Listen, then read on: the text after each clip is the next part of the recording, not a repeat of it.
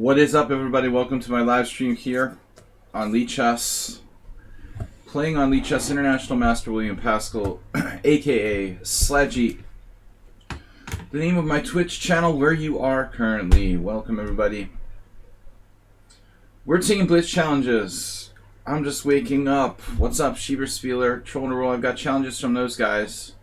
5 + 3 Blitz. Will I wake up? I'm gonna play Troll. I gotta play Troll first, man. I can't take these challenges in order. Can't take these challenges seriously.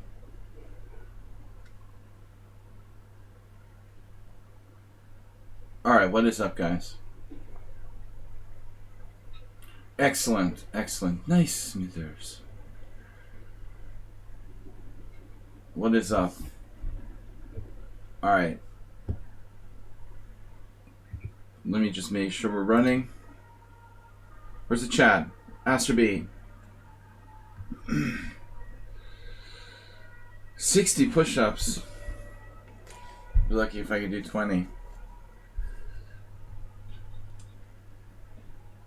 Alright, let's get started. Schieberspieler and Troll. Troll's gone. Troll bailed on me. Oh, Schieberspieler created a tournament. Schieberspieler tournament starting at 2 o'clock.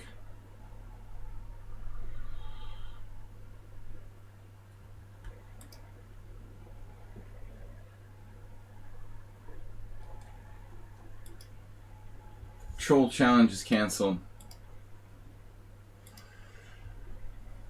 He seriously wants me to play with you first? I'll definitely play with him first. Whatever Troll doesn't want, we'll do the opposite. Come on, I need a warm-up game before I can play the London system. It's not really the London system. Alright. I'm trying to create a London system with Bishop F4. That looks a little slow and awkward.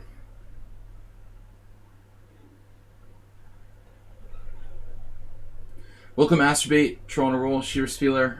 Schieber will be streaming after me. Well, that's what we heard last night. Anyways. Maybe my bishop e1 will have to remain here to guard that f2 pawn. He's got the same problem. Alright, I feel like I need a very big drink.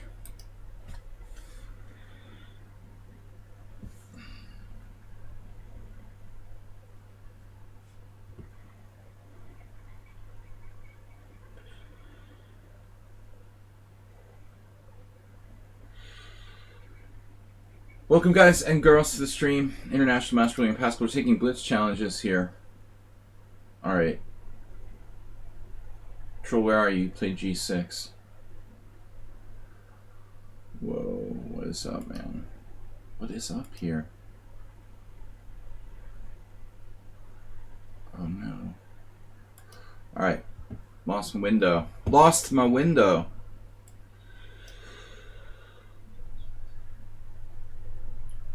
Trying to wake up. I drank most of my coffee.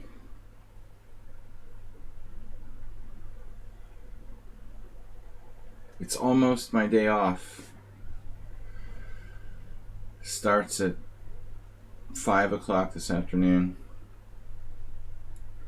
It's the only thing I live for. Alright, what are we gonna do? Knight e6.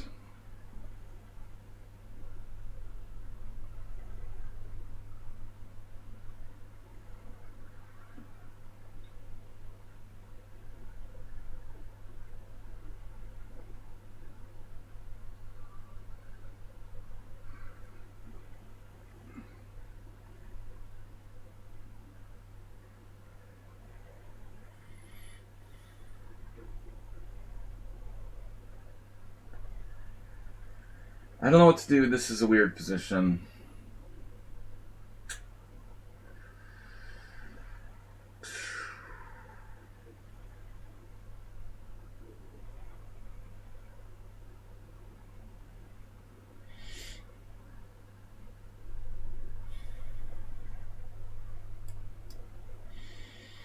just going to reinforce this pawn on d4, but it creates a lot of weaknesses on the white squares.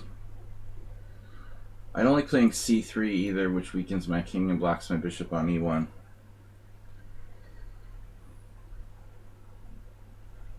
The Kali system. Cola system. Whatever. Alright, welcome guys to the stream. And I mean that for everyone. We got 4 challenges. Shiva Spieler, Playing Mantis, Play Like Kasparov, Dweep, Solomitra. Oh my god, Bishop A4. Wow. It's crazy, dude. I'm gonna play the weaken my king position here. This bishop's gonna be a problem stuck inside on e1. It is guarding the base of my pawn chain, but if I could get the bishop out, I could castle kingside. It's gonna be hard to castle kingside without moving my bishop off of e1. Probing with bishop a4, trying to weaken my pawn structure, so ultimately his bishop here would have more range. Welcome everybody to the stream. Sorry, I'm still asleep, but I'm always here. I never ever miss. Can you take a look at what the viewers can see on the screen? Yes? I think so.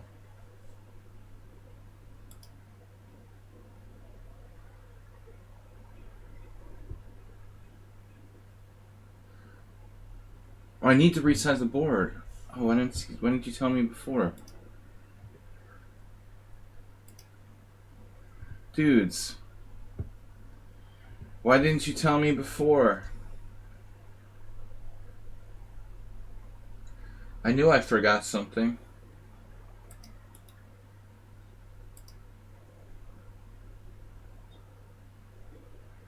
Dude, what is happening here?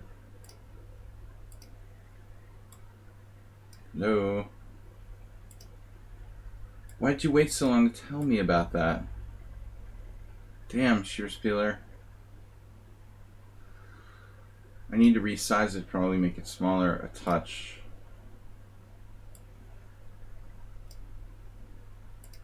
And move it over. Why'd you guys wait so long to tell me?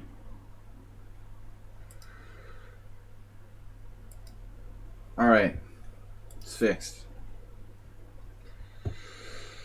Provocative play by Troll. Winning the exchange. Damn, dude. Not afraid to make pawn moves. He was starting bishop e2. Sort of acerbate-like play from Troll. Yeah, I had a little problem. I didn't have the chat open, guys, for a moment. I knew there was something weird going on. I couldn't see your chat. I was in editor, and the chat wasn't visible. I'm sorry, you were probably trying to tell me for a while. I was in stream editor, and the chat wasn't there, so I had no idea you guys were trying to tell me. Alright. Troll on a roll.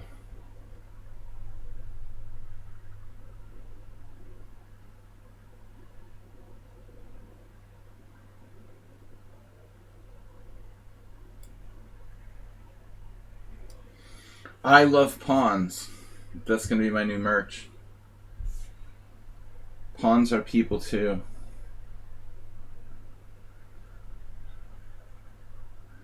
Troll's all about like trying to win the exchange with one move threats. That's deep, man. Very deep. It's all going to come back to haunt you though. The real GM Tranquilizer? GM underscore Tranquilizer. No. I can tell them apart now because the real GM Tranquilizer is a subscriber.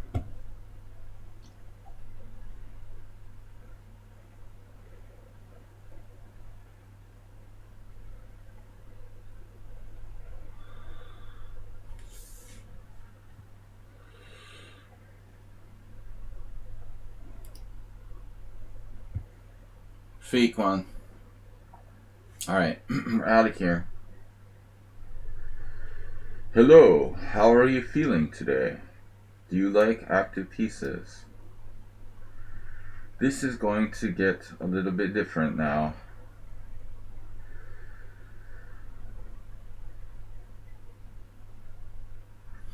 We're unraveling. The only problem is my king on b1, which is slightly open. Mirrorless. Time is running out. 5 plus 3. Troll is used to the 7 plus 3. Quickening of my time controls. Although Fridays I always do 5 plus 3. Alright.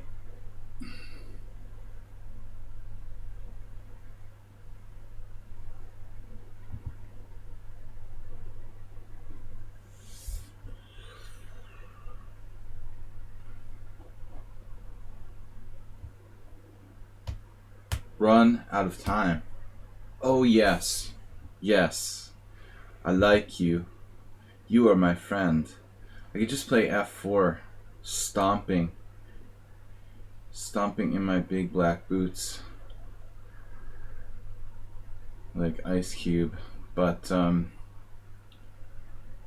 almost have a mate there. Knight takes f7. What's up? World loser? Pawn chain. Speaking of pawn chains,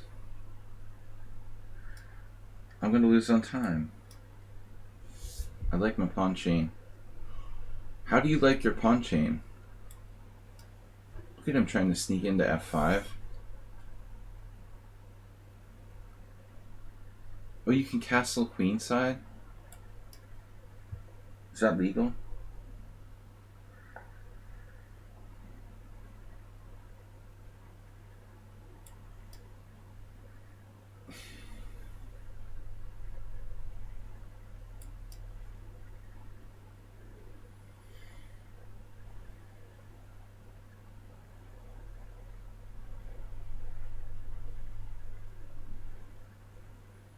The expedient troll.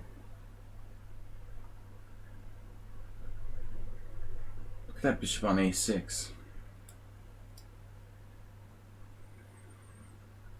That was a stupid move by me. It'll do.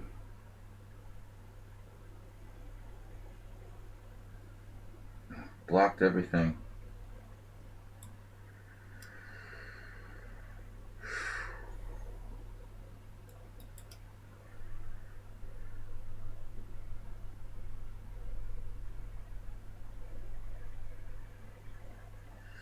Oh man, this is crazy, dude.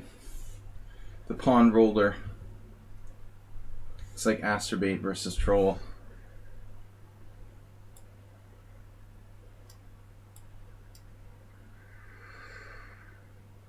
I missed bishop d4. Don't rush me. You can't rush art. He sees everything too. Check it out.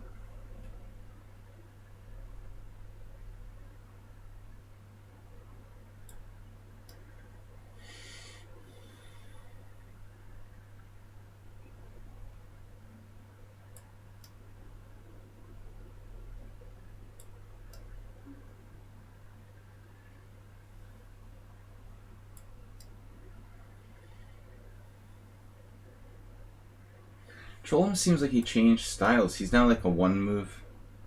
He sort of turned into a one move threat player. Not really his usual game.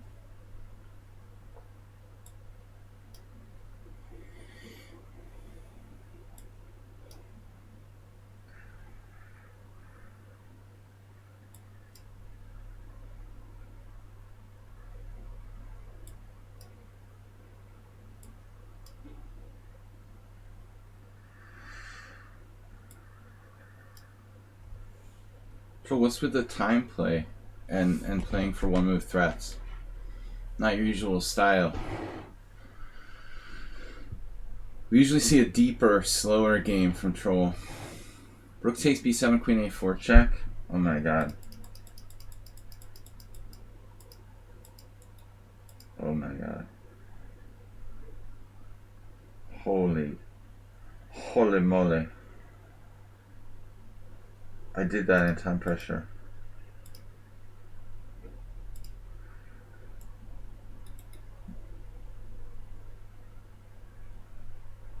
That would have been ugly.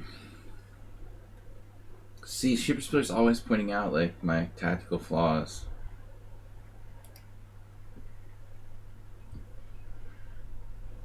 Everything he does is based on tactics all the time.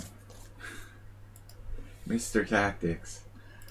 Alright, we got Shieber-Spieler, Play Like Kasparov, Sulmil. We lost somebody. Raided. No. Alright, no raided. No trying to sneak raided challenges. He sees I blunder like Queen A4. Trying to sneak in the raided challenges. Alright. At the bottom of the stream you see 5+3 casual blitz. No raided challenges before 6 in the evening. Alright, Shieber-Spieler.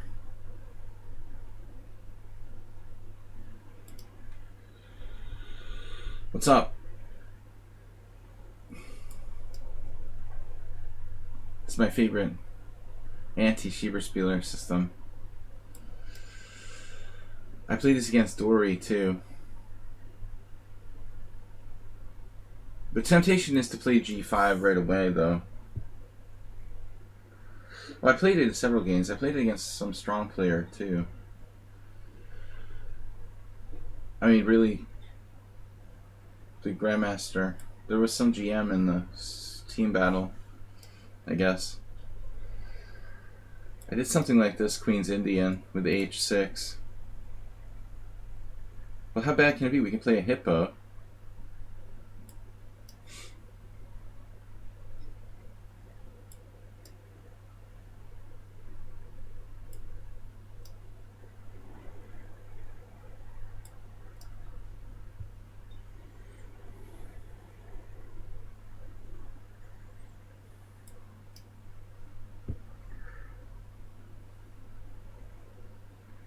It's looking a little like Kakatiri's game from the stream we analyzed yesterday. G5 is early. Wait a minute. Can I play knight f6? He'll just move his queen.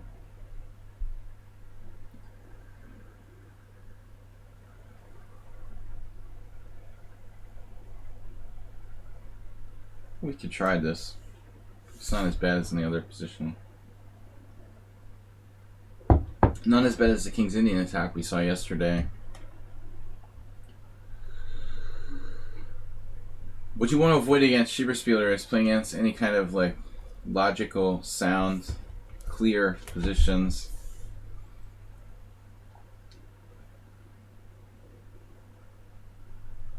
I was thinking knight f6. He's winning a pawn.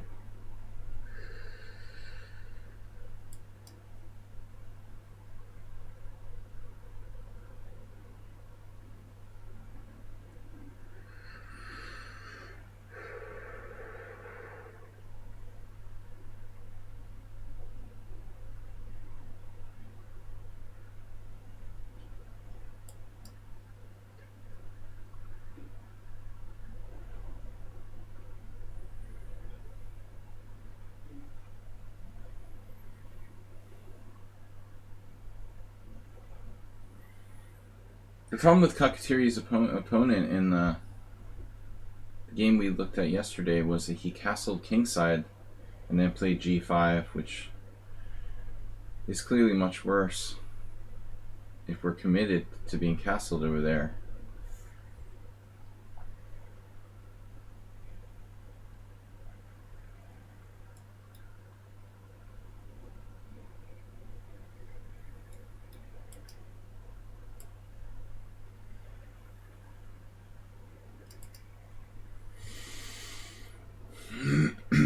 C5.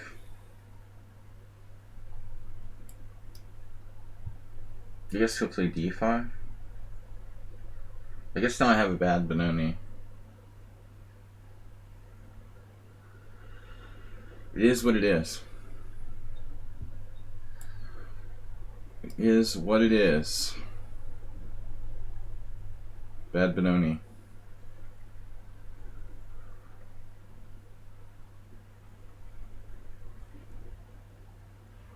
At least are you playing on-board tours in the upcoming weeks? Are you talking to me?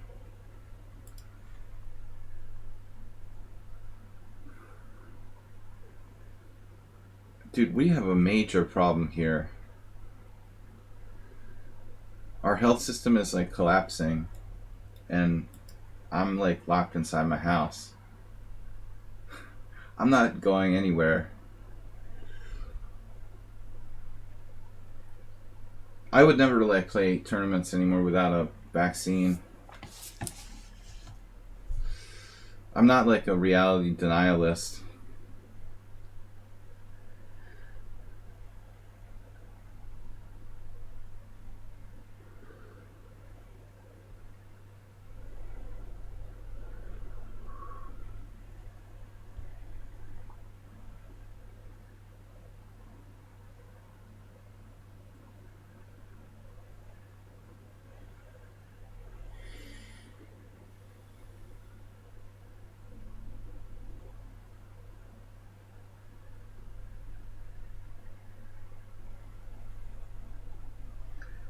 If you consider October recently, I guess. With my rating gaining 4.5 rating points is not really a successful tournament. It's like you didn't shame yourself too much.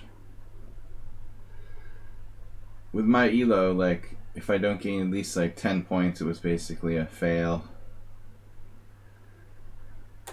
No, I can't really afford to play in tournaments. I have to work. Maybe like twice a year I could play in a tournament under usual conditions. Realistically.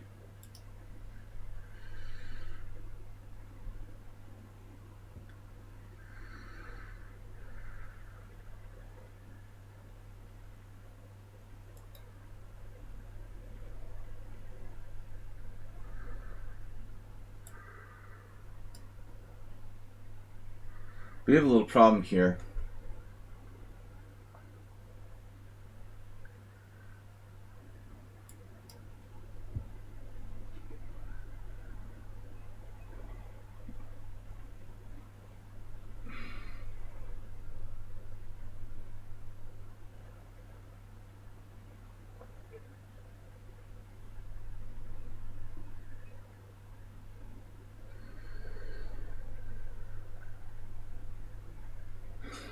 Aspie, there's no tourney fund. I appreciate the sentiment, but realistically, I don't see myself playing another tournament till next year, probably. I'm not trying to be playing any tournaments in 2021. I sort of doubt it.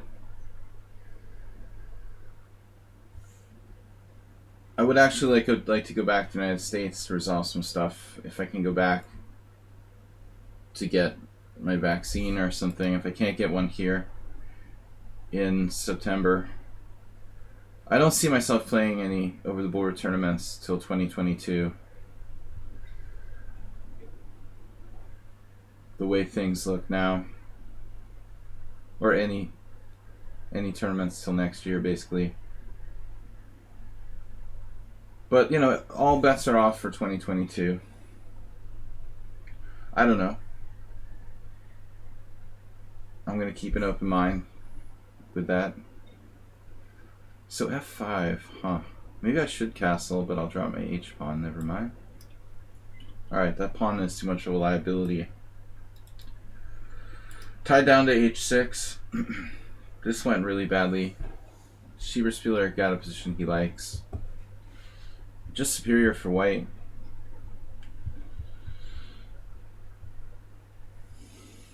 This didn't work out. Vacation fun sounds better. Now I might do a week vacation, but it won't be a tournament.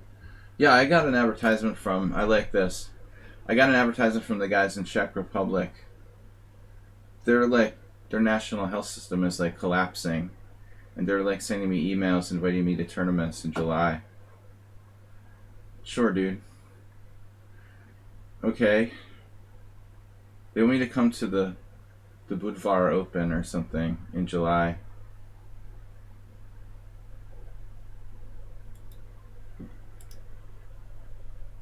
Like, we've got a really bad situation here. Czech Republic, Slovakia, Hungary.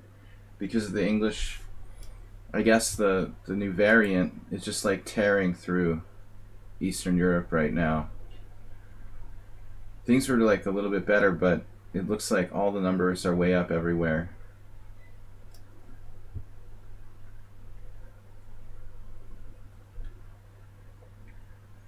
So we've got serious situation. And there's no vaccine. I don't really know too many people that have been vaccinated.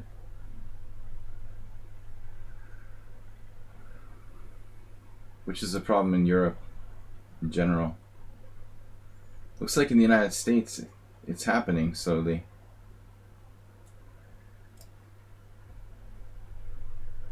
But nothing special here.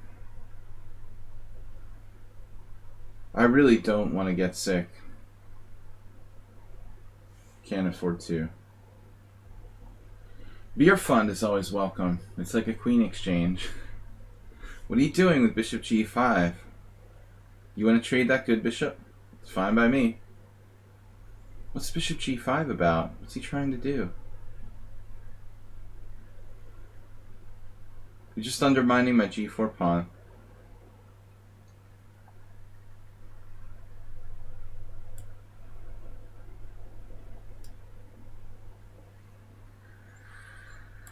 Man.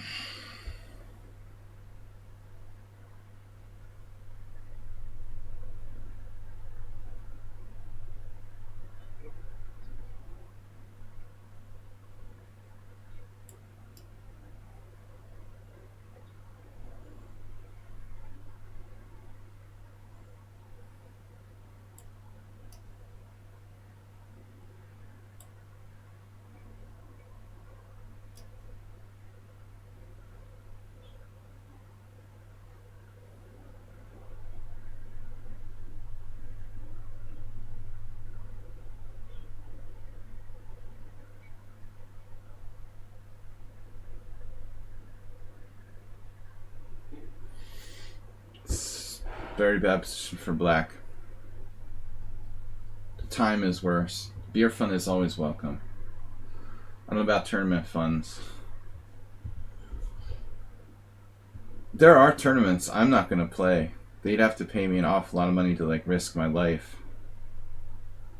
I have declined offers to play in tournaments already.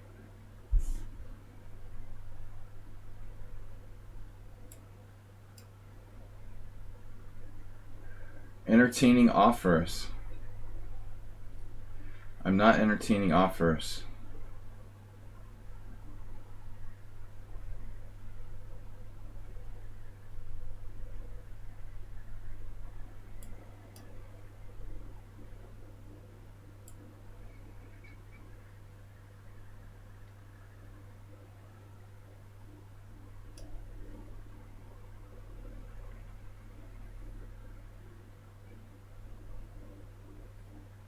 Looks like we're dead.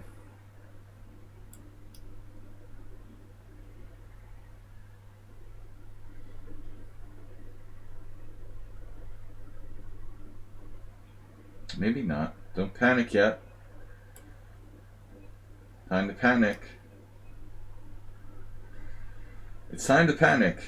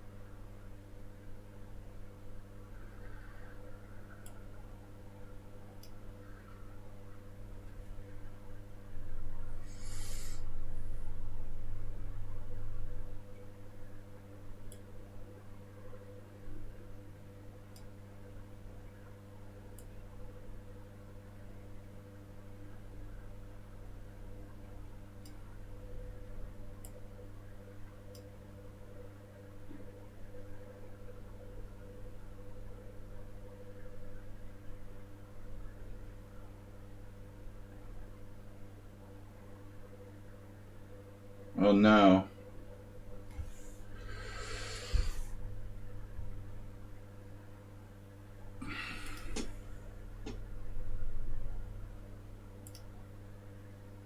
I don't think I'm going to be able to forgive him for that.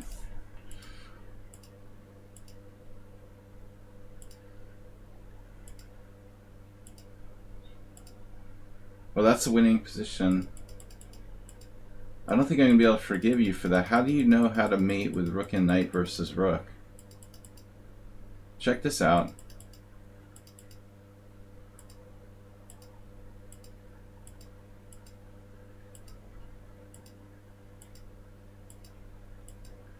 I don't think I'm going to be able to forgive you for that.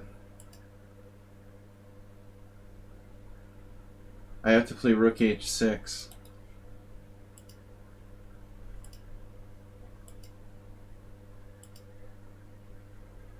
Still a draw. That's weird. I can't play king here because of knight d3 check. Why would I play king a7? So weird. I mean, this is much better. Alright, that's how you lose with rook against rook and knight. Now you know. Of course, anyone could do it with very little time.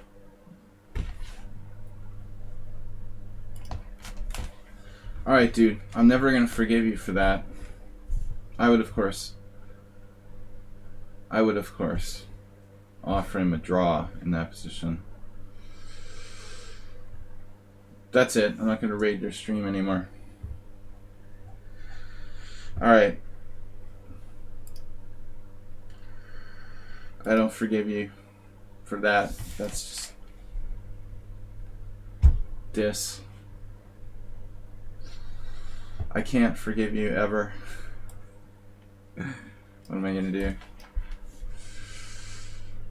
That was a horrible game by both of us, but worse by me.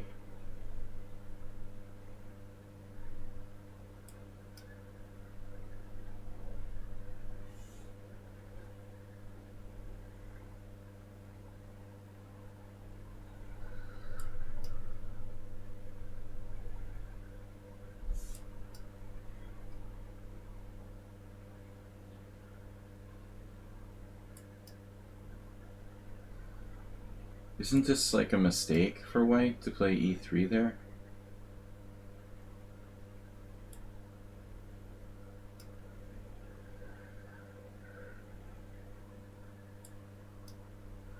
You're not supposed to allow me to exchange like light square bishops in the exchange. Queen's Gambit, right?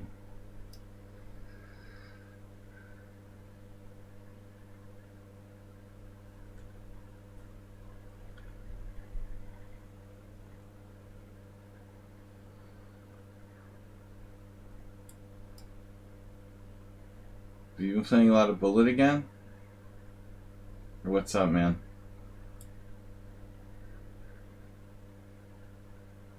Knight g4.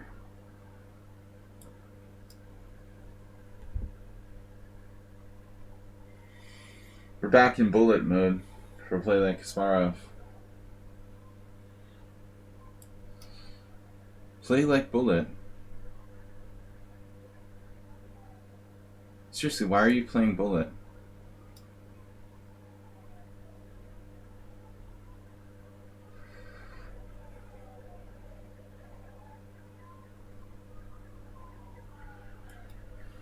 I don't understand why he's playing Bullet. He's not even a Bullet player. He's got like 1,800 Bullet games. There was an FM once. That's me. They took my title away. I hope at least I'll get to be an FM. I mean, now because of the FIDE rules, like the average FM is like 2,100. It used to be like real FMs were 2,300. Whoa. E4. Oh, dude.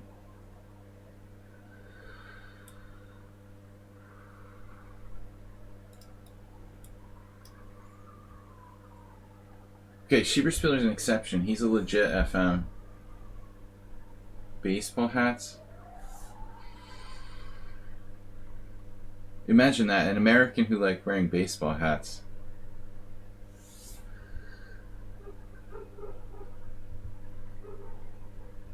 Now I see like Yankees hats all over Budapest. The legit FM. But I mean, you know, there's people who are like 2100. They had the 40K factor, they hit 2300. Now their standard rating is like 2175. That's an FM. Okay. Whatever.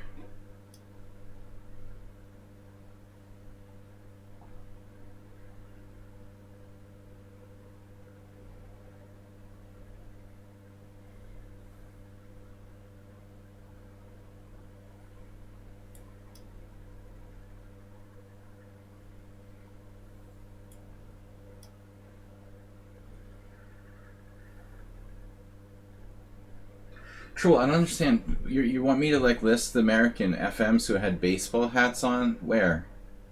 He was a mod here? Mod? On my stream? Oh man. Dude, that guy? I didn't know he wore baseball hats. I don't know. Yeah. He wasn't really a mod. I mean, I made him a mod one day, like temporarily, so that because I needed somebody to be a mod.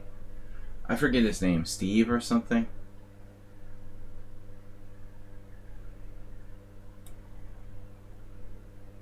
Yeah.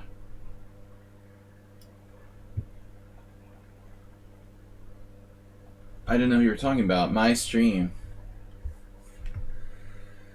Steve something. He's a good Blitz player.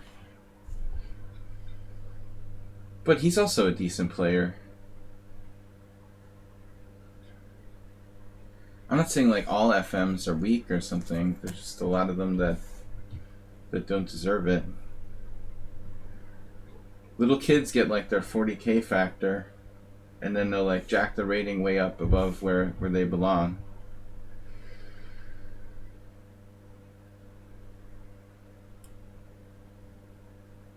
That's the real problem with FIDE ratings, is their stupid rules about having 3 different K factors. That's stupid. There's no need for a 40K factor.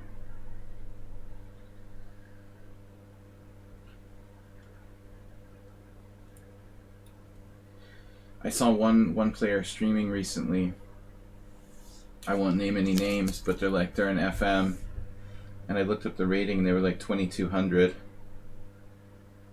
And the reason they're an FM is because they had like an inflated rating at one point when their rating was on the 40K factor. I mean, that's a title for life, you know. You're getting a lifetime title based on something you didn't achieve, really. Just like an inaccurate provisional rating or whatever. I should have to pay to keep my IM title for every year I'm under 2400. Mad Quick Chess rating. With a party of 18. I wish I was Mad Quick. What's up? Thank you for the raid, Mad Quick Chess. I am anything but Mad Quick. I'm like Mad Slow. Play Like Kasparov's played kind of a weird game here. Can I grab the pawn on A2? Should I? Why not? It's free. A second one. I should have to pay a yearly fee to maintain my FIDE title. Thanks for the raid. Charlie H. Chess, Mad Quick Chess. You got chess and poker skills. Hungary is, yeah. Hungary's getting battered by COVID right now. Poker's totally outlawed. Even the casino's closed here. So there's no poker games. There are some underground games probably, but you run a good chance of getting raided by the police. So poker is out indefinitely. Chess is possible. Online chess. Well, I mean, the problem is this new variant, the English variant, I guess, is very contagious, and it's just kind of going through It seems like ever since that started spreading, all the countries here, um, like Slovakia, Czech Republic, and Hungary, are in big trouble since the new variant came in. People are, we've had like a curfew in place for 6 months. You'd think it would have done something, but the numbers are still getting worse.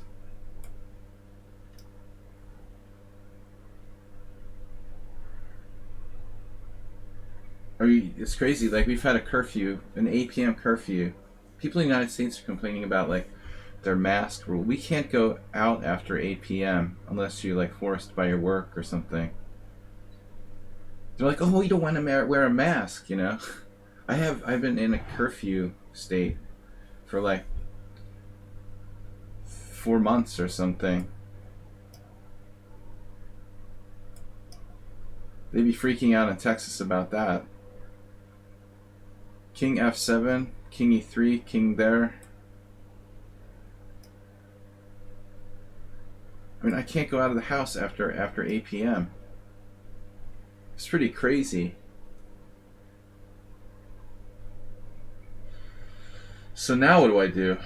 Alright, we gotta watch this. Rook d5. How about in Spain, Antonio? What's up? You guys don't even have like curfews. I keep forgetting you're in Italy. You guys, Draghi, right? I have other friends in Italy. They're gonna hold some vaccines hostage now.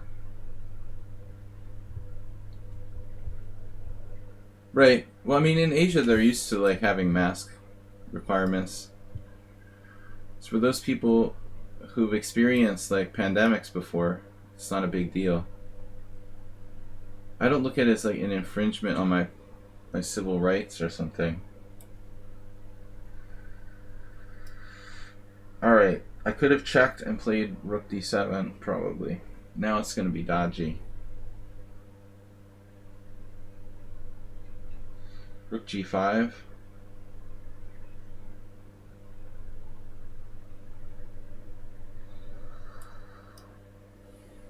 How do I win this position? I mean, I'm just up a clear pawn. It really should be winning.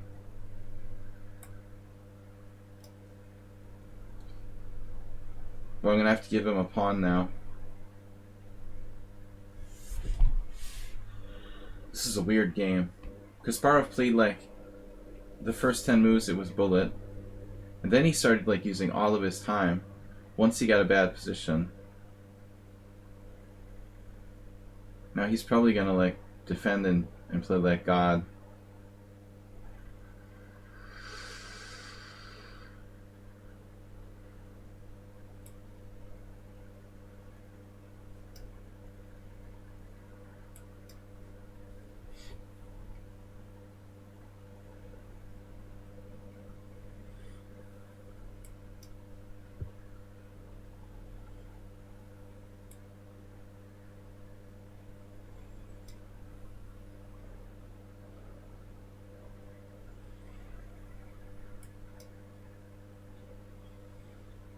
He's almost like pre-moving his moves.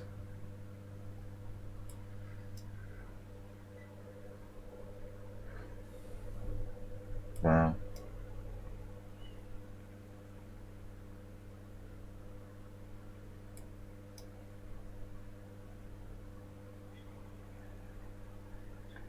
That is really weird.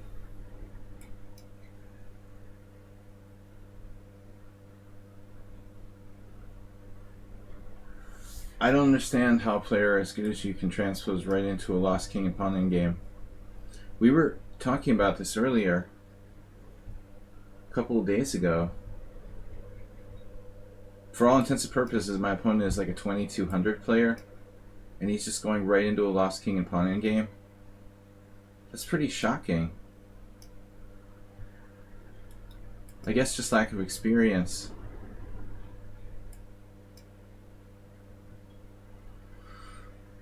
He must be younger than I thought. Play like Kasparov. Alright, working on the endgames. You never ever can automatically transpose to a king and pawn endgame. This rook endgame looks like I might be winning, but it's not easy.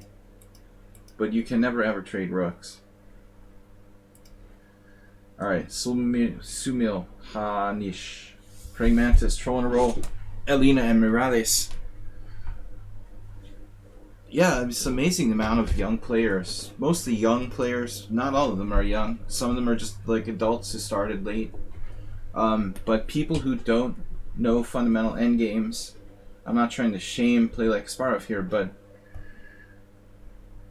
I just find it, unbelievable that you can be almost master strength in the other stages of the game and not know.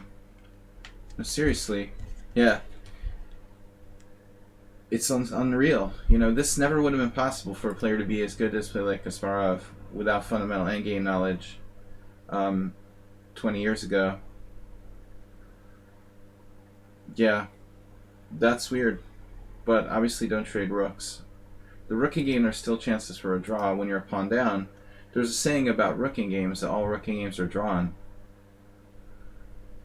But the opening you misplayed as well. That's not dangerous. You're allowing me to play bishop f5 there is a mistake. Still, it's equal. The endgame is hard. Oh, g3.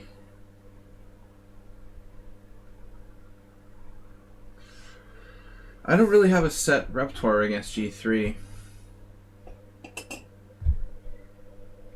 I've not faced g3 that often. I play it sometimes myself.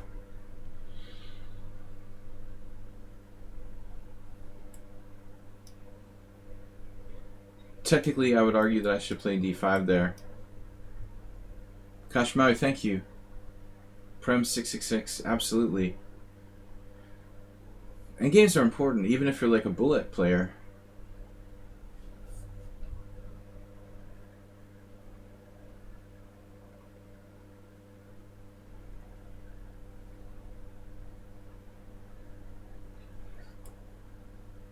Alright, so what happens here if pawn takes pawn, queen takes c5?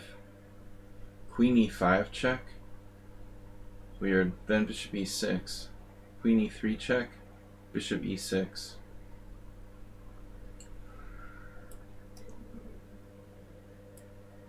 He's got the same thing going on that the last opponent did. They just like played the first moves instantly, no matter what.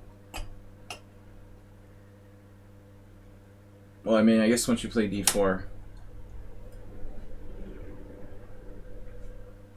you gotta follow up with queen takes there.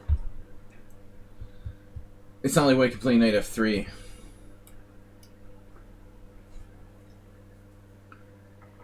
This is interesting.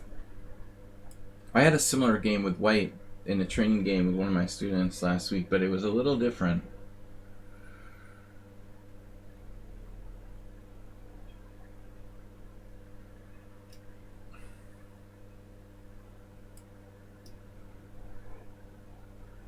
We just have more space with d4, and black should be a little more comfortable.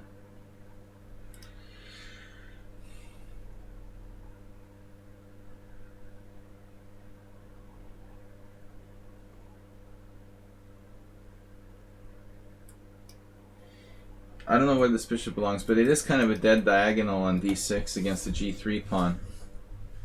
Bit worse going on. Asterbait with 100. Queen to d3. That move. Surprising. A little surprising.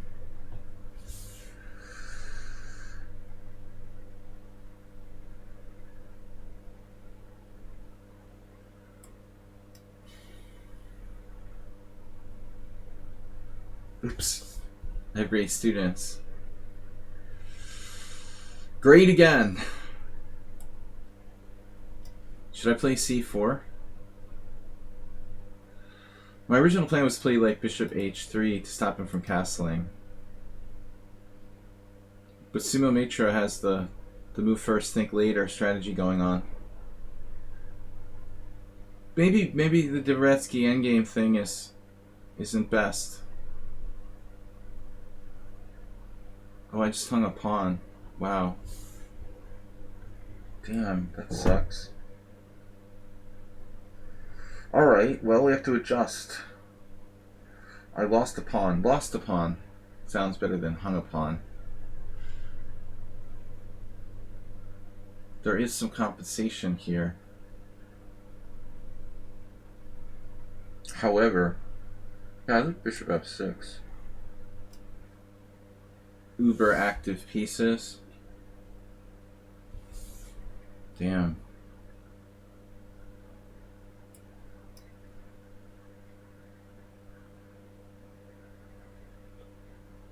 He is 1200, right?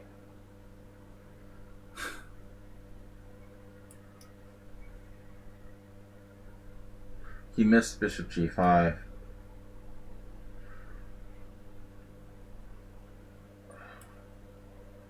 What? What? Rook a2?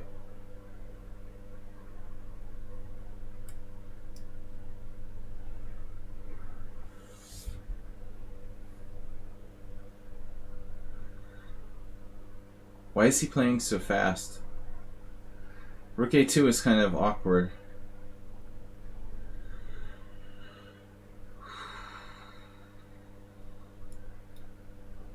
Wow.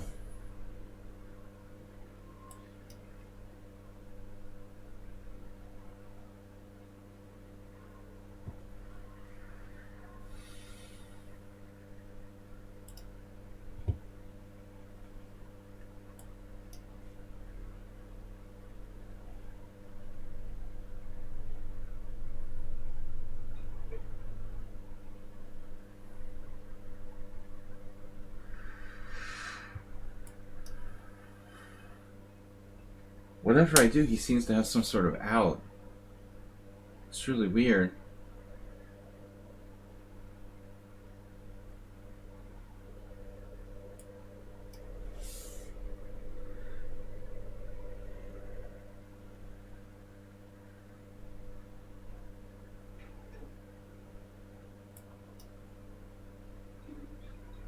I'm not going to start getting discussions about people's ratings again. That's boring. Yes, he's not 1200.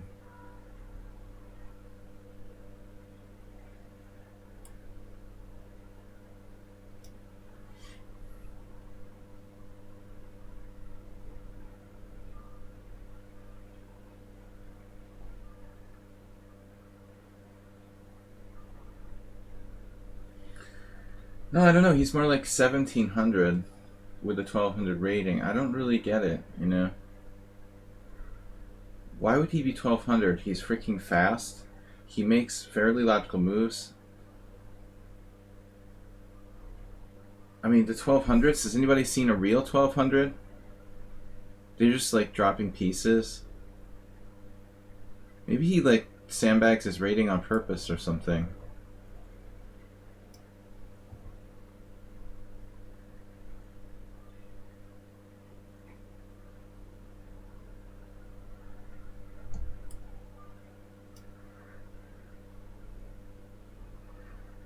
Could you go in like an hourly Blitz arena, get paired with a 1200 and tell me what you see, okay?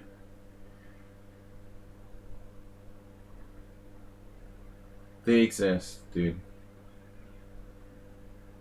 The caliber of the average players is really, really low.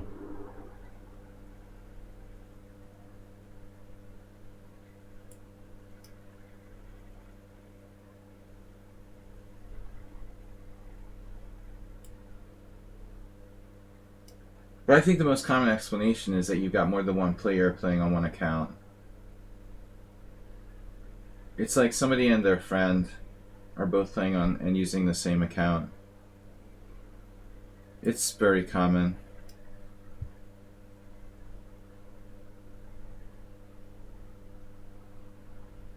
Like Sumil Mitra and his friend.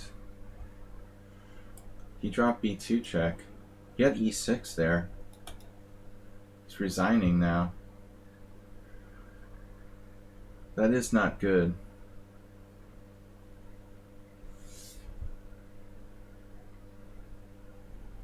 And that's still not that easy. I'm probably winning now, but I mean, what a blunder. I slung my, like, d4 pawn. Check this out.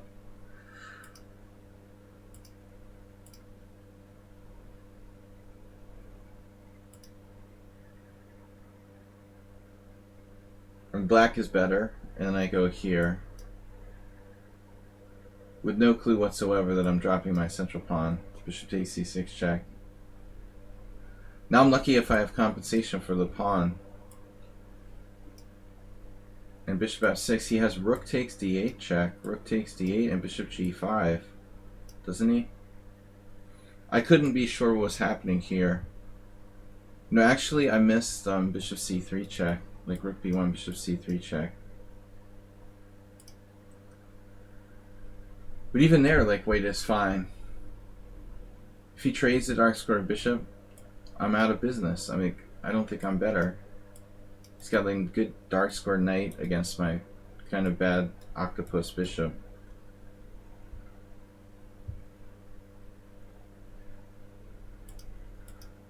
Bishop takes c6 check. It's never even occurred to me.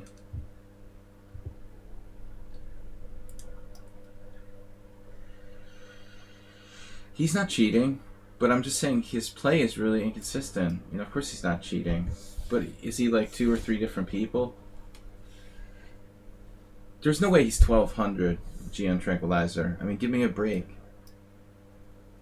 How could he be 1200? Unless he's like 3 different people or something.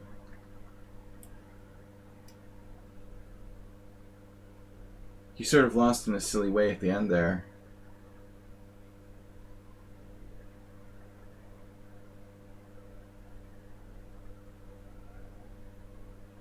A5.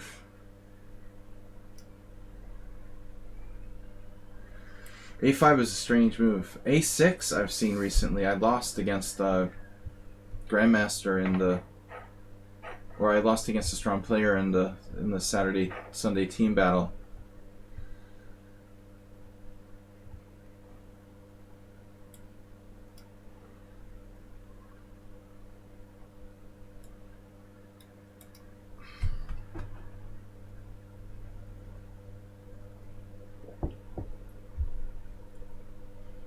It's not easy to be 1200.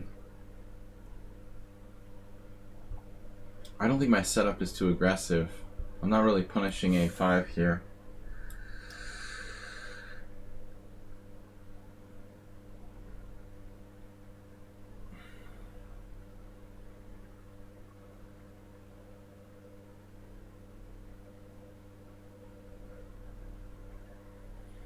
Prem 666, when you got flagged, even your position is winning. Tips to calm yourself. What are you talking about? When I got flagged? I mean, the game I lost against Schieberspieler? What are you talking about? I'm kind of a nervous individual inside, internally. I may seem sort of, I mean, in general.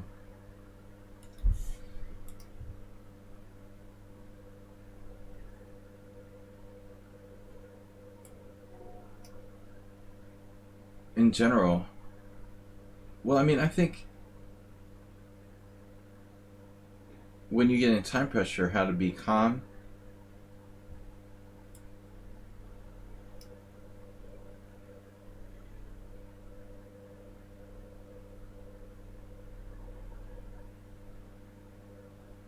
I drink to make other people interesting, Cash Maui.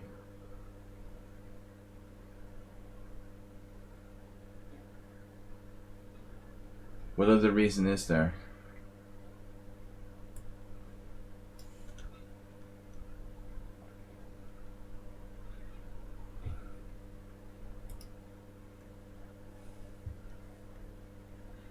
Oh, if your opponent wins on time by flagging, you won't be angry.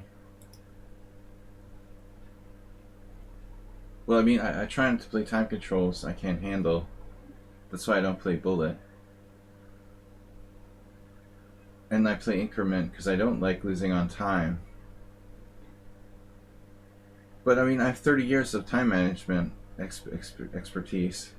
I mostly play 5-0 when I play Blitz, and I try not to leave myself within time. Of course, you're angry when you lose on time. There was this guy who used to play where he would like flag you with rook versus rook. I was so angry. You know, but that's like bad sportsmanship. Don't do that to people. You know, Schieber Spieler's game against me,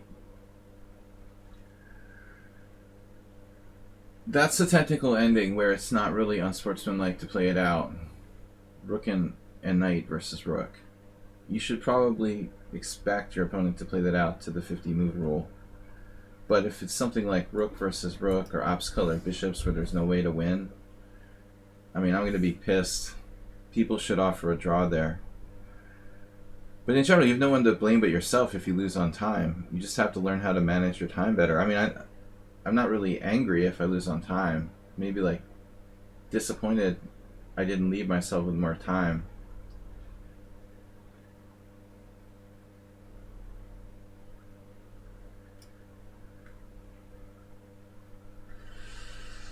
But if you're playing like 5-0, you know, I'm not going to get as low on time. You guys see me playing like increment where I leave myself with 10 seconds, but that's not like I'm playing 5-5-5. I don't want to get that low on time unless I have an increment.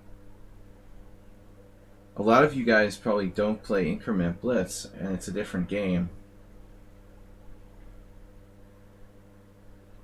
But I mean, maybe you should try playing with increment if you find yourself it's difficult to concentrate because of you're getting worried about losing on time. Bishop f4. Man, what am I doing here?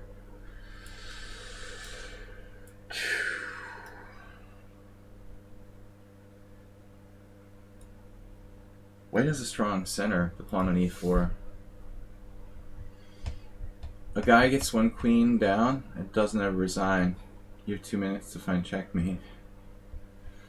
That's I just get angry at my simuls when people don't resign, like when I'm playing 20 boards with little time. But in a one-on-one game, I mean, you should be able to win with a decisive amount of material on autopilot. But I mean, simul's different, you know. I'm talking about like a one-on-one game.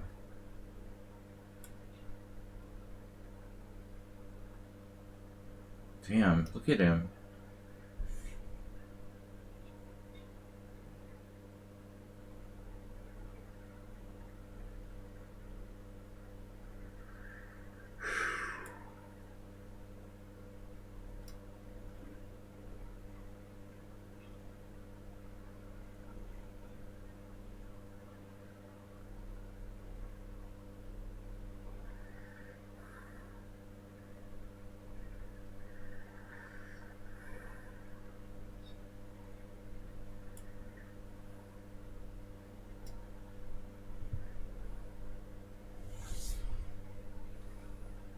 Antonio, I don't understand what you're saying exactly. I mean, if you're something like a queen up, you should win without any question. 2 minutes is enough to beat a beginner or anybody with an extra queen.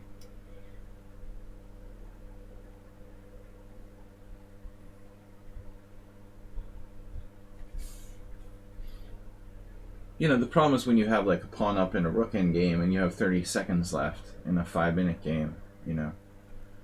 Or maybe 2 pawns up. It's like a technical win, but you don't have enough time.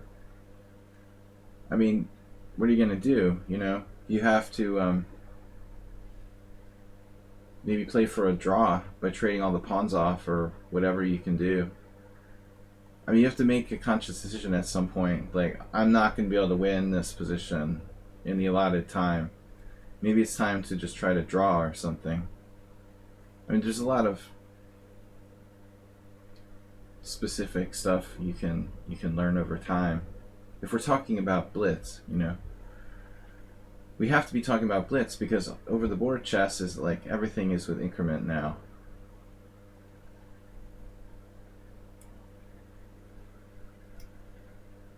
I mean, not all over the board chess, but most.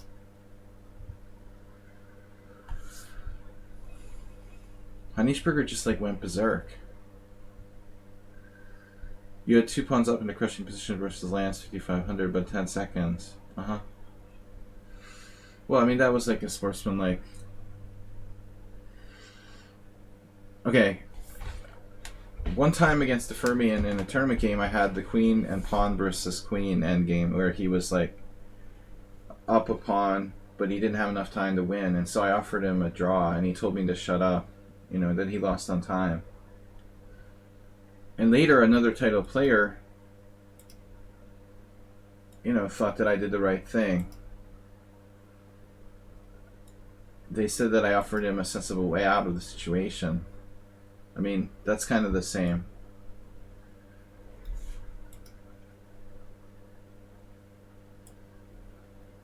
I mean, I'm talking a lot about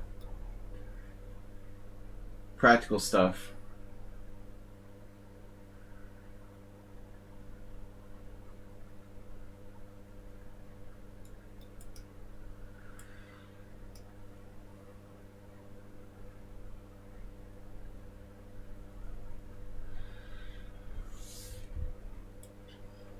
But let me ask you a question, Prem. I was commenting on how like fast you play in the opening. You played like bullet chess in the first 15 moves of our game, and then you slowed down and took your time. When I first play you in that situation, it looks like you're playing for time. But what I realized years ago was that like there's 2 kinds of people who play fast. You know, there's the ones that are trying to win on time, and there's the ones that are avoiding getting in time pressure. It seems like you're the, you know, the latter. You don't want to be in time pressure, so you're playing fast so you don't get into time pressure.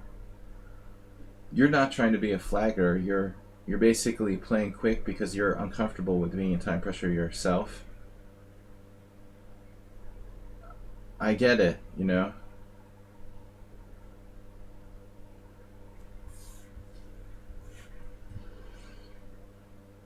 A lot of times I would think people are trying to blitz me, but they're just terrified. They're absolutely terrified of being in time pressure. So they'll never let the clock get like under 2 minutes or something like that.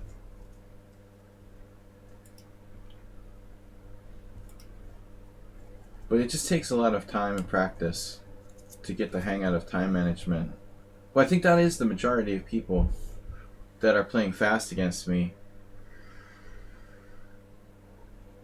But as I told you, you gotta slow down a little bit in the opening, Prem 666, because you're like making inaccuracies. You lost your opening advantage because you were playing instantly. You can't be terrified of getting into time pressure. You just have to learn to trust yourself.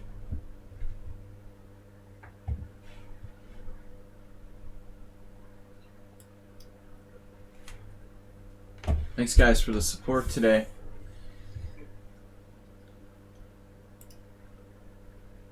We had donations from Cash Maui, Acerbate.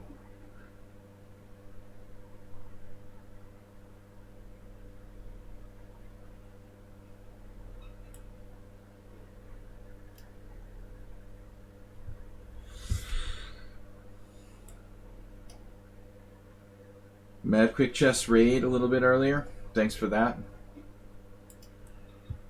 All right.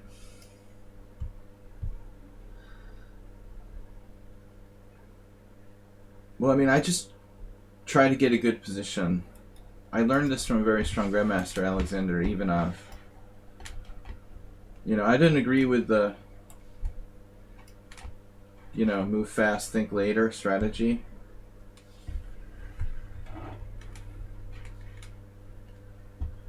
If you have a great position, it's easier to play. Just get a good position or get a winning position. Use your time to build up a winning position. Winning positions are easier to play than lost positions, you know.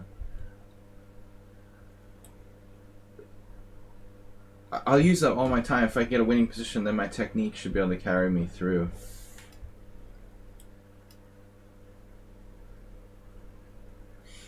But don't play too fast and then get a bad position. You're not using your time properly. Against me, you played 95, which was just like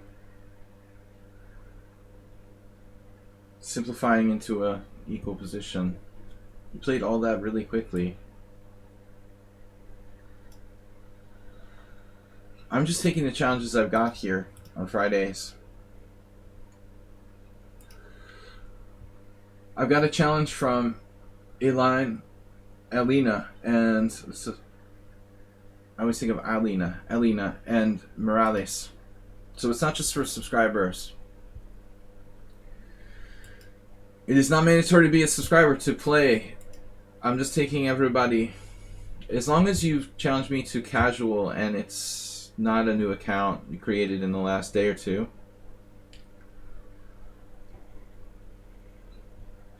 I set the rules that you have to have 100 rated games. So I don't want to play someone who has like 7 rated games that they created last week. Okay, now, Praying Mantis with the Grandmaster.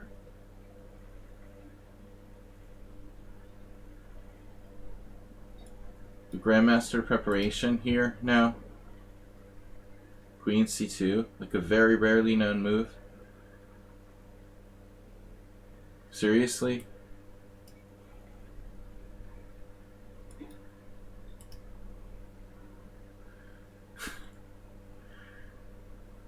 Praying Mantis is like a 1900 who drops pieces in every game. I don't know how it's possible to lose every single game from a winning position, but he seems to be that. That's the reason why he's 1400. Yeah, I mean, he's playing like a very high level and rather unknown variation here with white that I've only like relatively recently encountered against titled players. How do you know that, dude? To play Queen c2 and Rook a d1.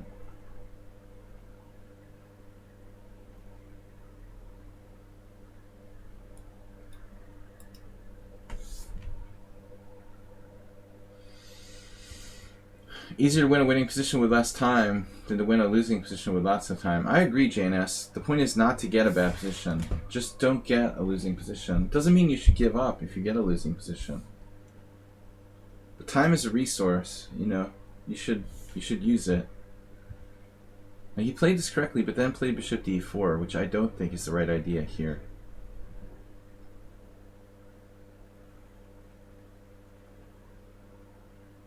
We were talking about this yesterday, Schieberspieler. Trading dark squared bishops in the Mircea, not really recommended.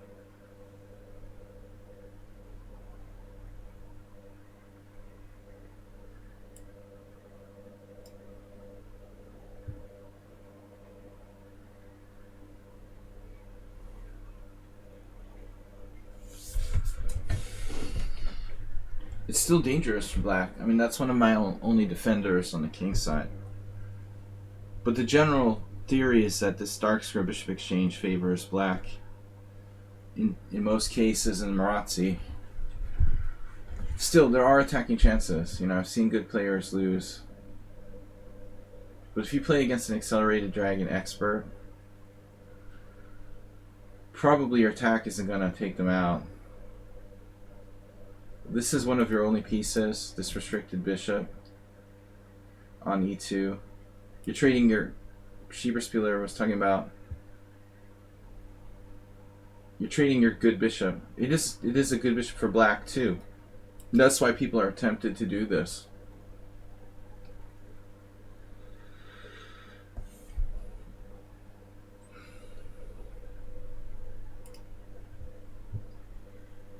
My strategies usually play specifically for the dark squares.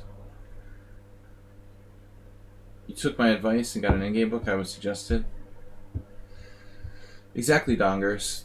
When you trade pieces in a position with space advantage, you're helping your opponent to be able to breathe a little more easily, and you have less pieces to attack with.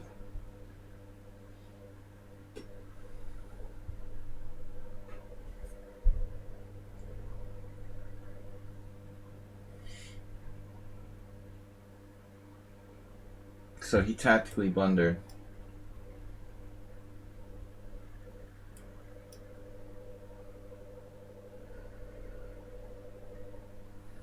It's odd though. I mean, Queen C2 is a really sort of new idea. Of Silman. Okay. I don't personally own any of Silman's books, but I think that he's a respectable source for chess knowledge. Silman is good at marketing. You know, he was good at marketing himself before it was trendy. But one of the few chess authors who got all of his books like in like major bookstores. Most bookstores have really, this is in the US I'm talking. They have really bad book buyers and a terrible book selection. But you can find Silman books usually. He really did a good job marketing his stuff. But it's not bad. He's not a snake oil salesman.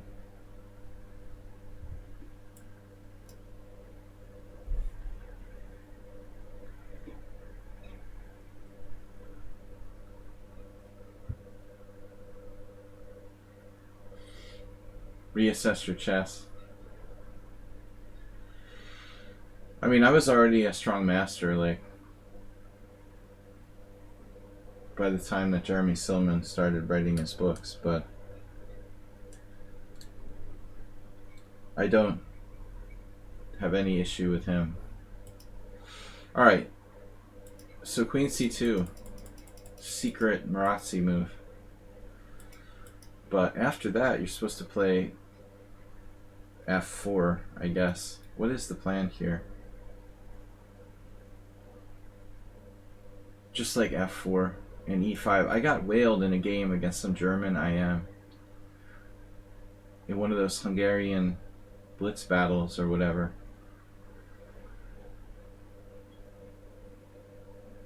I was like, what is Queen C2?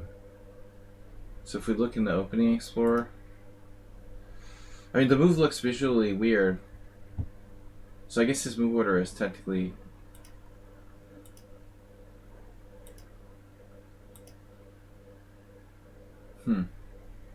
no games here. Well, you played knight takes c6. Yeah, what is that? You should just play Queen C2 right away, right?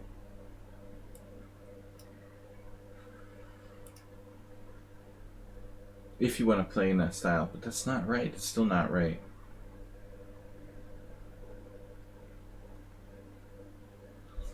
I can't remember now. I thought it was Queen C2. H3.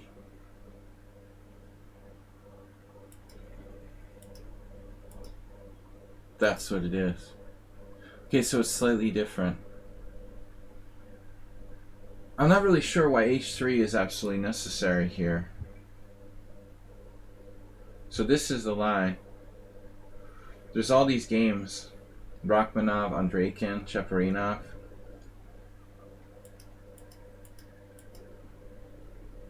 I mean, I suppose you could play Queen C2 right away. I mean, are they really worried about like Knight G4? That's usually not a great move. But I guess this will get hit with tempo, huh? So like Knight G4, Bishop G4. Could take here, hitting the Queen. I don't know. I mean, is the point really, is H3 necessary? Elena. Alright, Elena, 5+3. Right. Yeah, I don't know. You know, is H3 an absolutely necessary move for White's setup there? But I don't think he should play Knight takes C6. He's almost like giving me a tempo.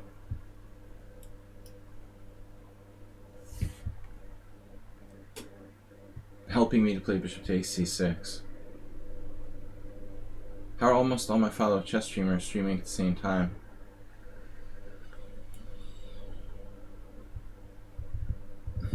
That's not good. H3, yeah, you never want to play both, Prem. You never want to play H3 and F3. Yeah.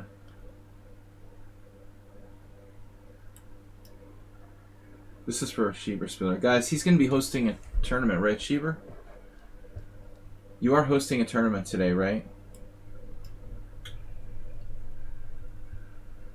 Usually you do that on Fridays. Okay. If you want to make sure we got the link in the stream.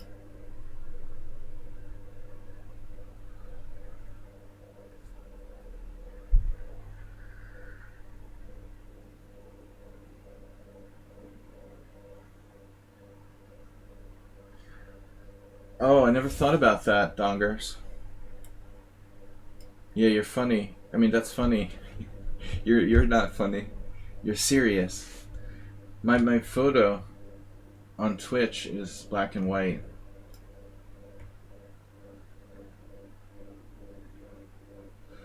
When did you tell me that, troll? You just think you told me that. But telling me requires that I acknowledged and understood that you told me. I don't think I realized you told me. That's the first I've heard about it. I mean, it's obviously a logical suggestion.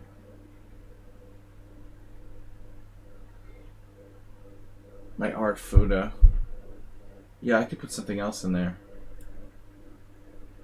Anyway, it's time for something new. I should change my overlay. Bob's been bothering me about that for a long time.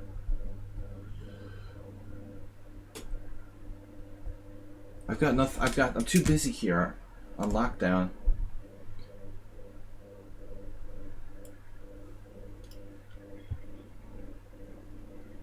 More than 2 years.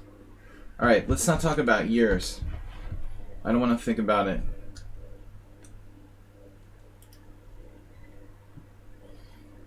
That's how long it's going to be before I get to leave my apartment. Wow. Sacrificing a pawn here with b6 is a wild idea. Alright, I'm just going to take this one and leave the d5 pawn.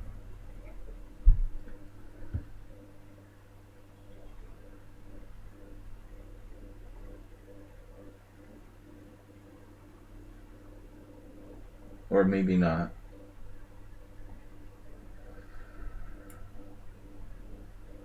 The idea is that I'm up a pawn and I can leave the other weak pawn for later. It's like, what is it? Spiders, right? They're called spiders, those things with webs or whatever. They just like wrap it up for later. I'll take that to go later. This sort of spider treatment. The d5 is just in the web. We'll grab that later. So don't take a sick pawn when you can eat a healthy pawn, right? If I play knight takes d5, it'll clear his diagonal or her diagonal for something like bishop b7. Queen exchanges are welcome.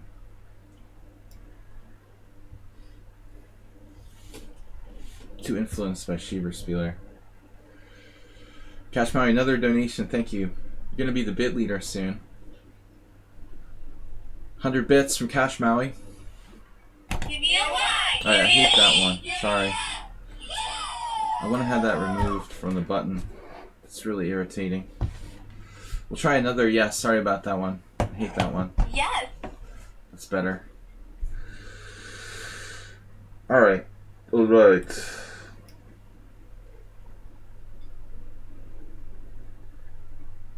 But we learned an important concept here. Saving the sickly pawns for later. If you have a choice between taking the d5 pawn and taking a b7 pawn, leave that d5 pawn there. Pick it up later, you can be 2 pawns up.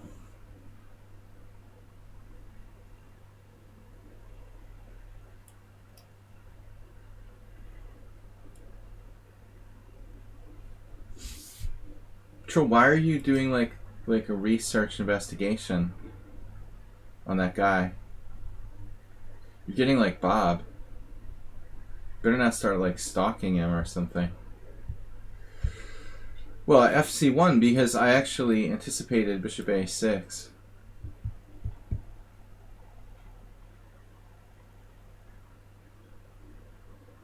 I didn't like that being on the diagonal.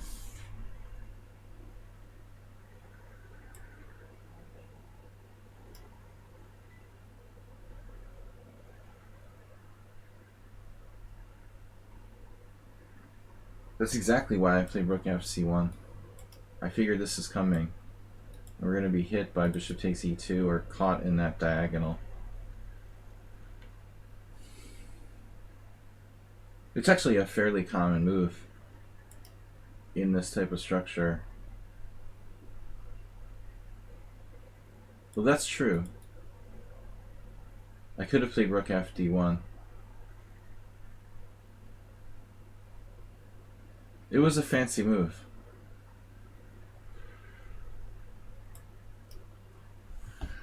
Fancy move syndrome. Sean Pinto, see, why don't you go for the d5 pawn? It's not going anywhere. We'll get that later. It actually gets in black's way to some degree. I mean, I have a pawn here. I have tremendous position.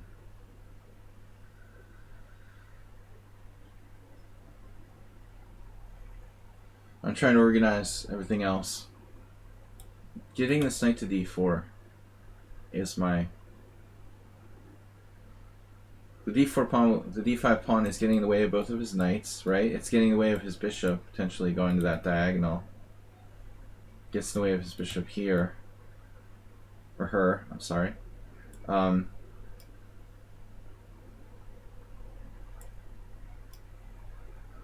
It's actually obstructing black's pieces. It'll obstruct black on the d file.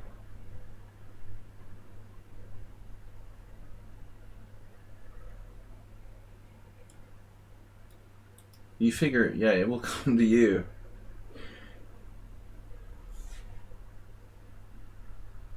This is a tricky move, though. I like knight g4, and she's smart. She's not trading pieces.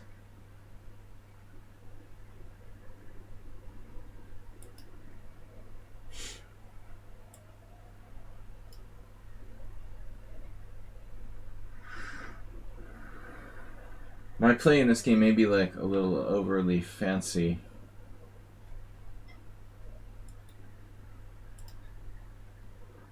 But I think at the end of the day, you'll see that I never let anything really like get out of control. It's very windy here too.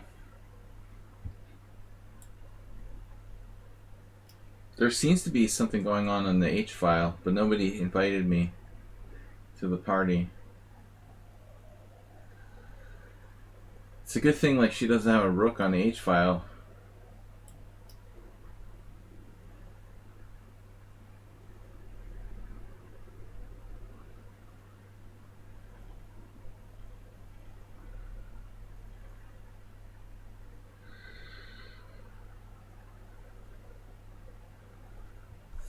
My opponent is named Elena Troll.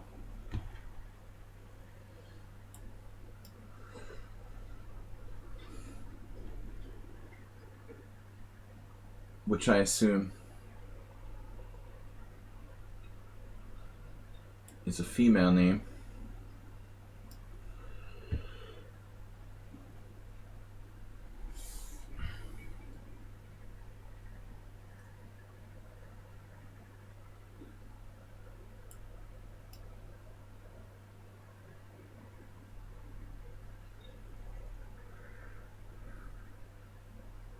I know you need something to spend your channel points on. I'll try to find a way to... Oh no. I can't resist the bishop grab.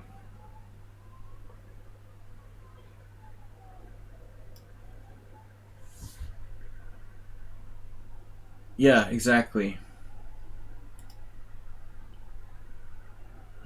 Andrea is... We had a player from Italy on the stream playing sometimes. And I think the American players were confused by that.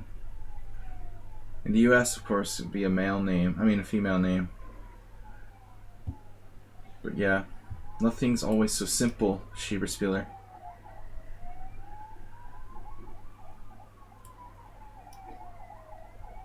Good point.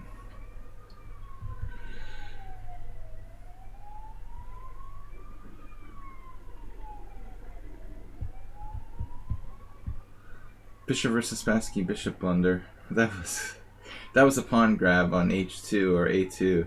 Was it bishop a2? She just got her bishop trapped. Police or ambulance in the background here all the time. If you like loud ambulance sounds, Hungary is the place for you. They must have got a discount on ambulance sirens at some point. I don't know. We have the worst ambulance sirens.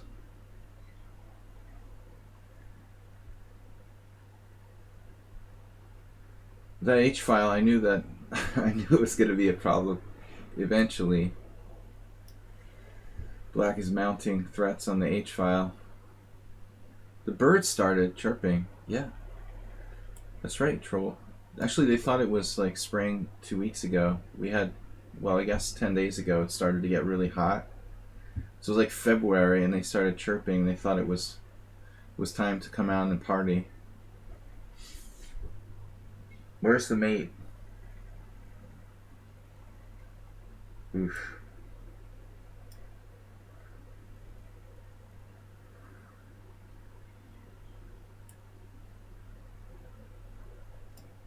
Still not mate. I'm an idiot. Did I have a mate?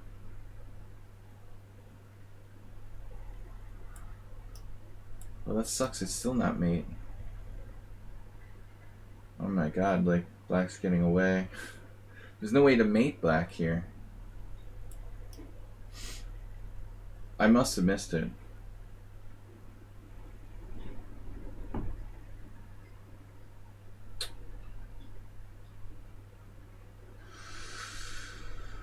Oh no.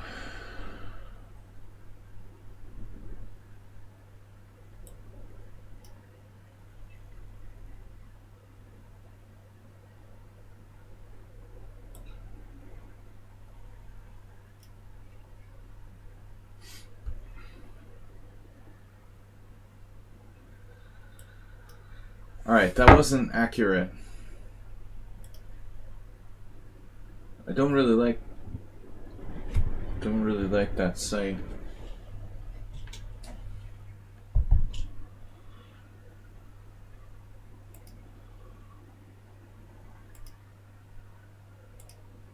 I like that there's no advertising. It's not a commercial site. Lichess is my preference. And I like that, you know, I'm not making some millionaire richer by playing on lichess. Okay, troll in a roll.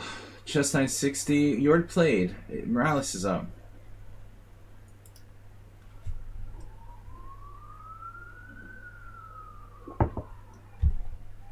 Alright. Let's go. Morales.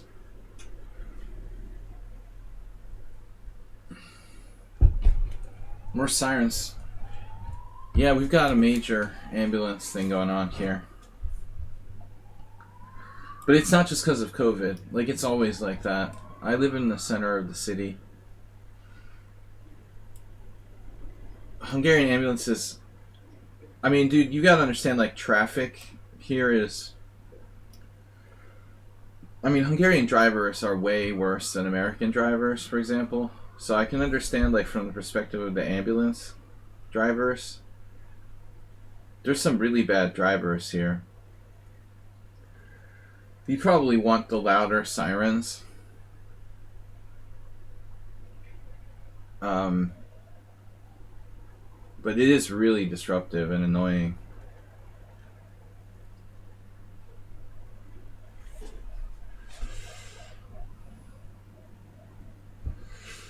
This is Morales' pet variation.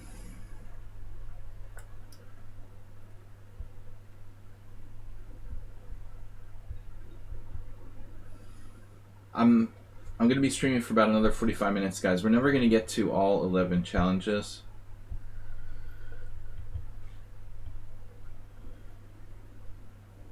Prem, we already played. There'll be 25,000, whatever, 25,000 euro open in Serbia. Yeah, I'm not playing. But if anybody asks me about tournaments, I'll let them know. Bijak.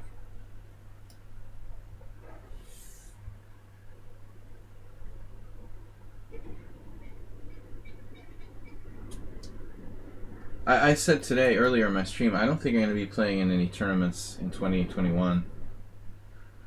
Maybe next year. Unless I just suddenly, miraculously get a COVID vaccine or something. But I'm not even like on a list to get it or anything yet.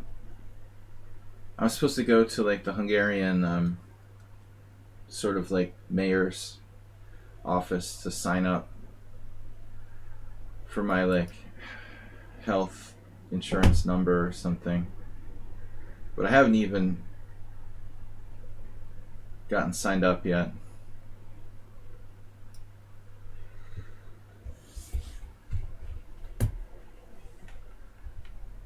I always just like went to the doctor privately, so I'm not on the official list.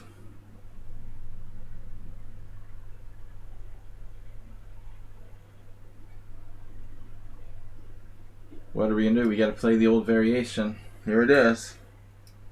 We played like 1,000 times this line now. So now Morales has perfected it.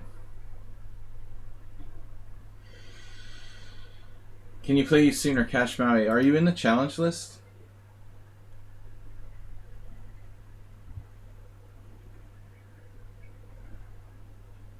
Samosa challenged me just to raid it. That's cancelled.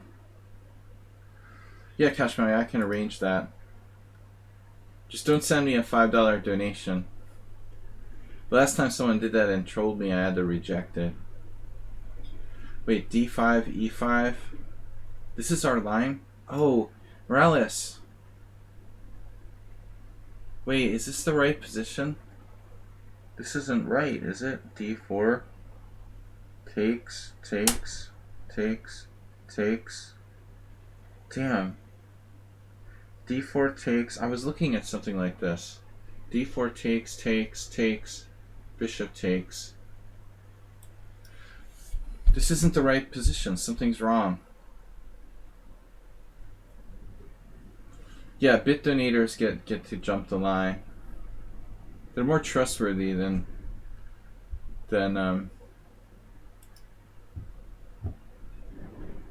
Streamlabs donations. By the way, guys, I'm sorry for those of you who did donate. I had to temporarily disable the notifications on Streamlabs because of a troll.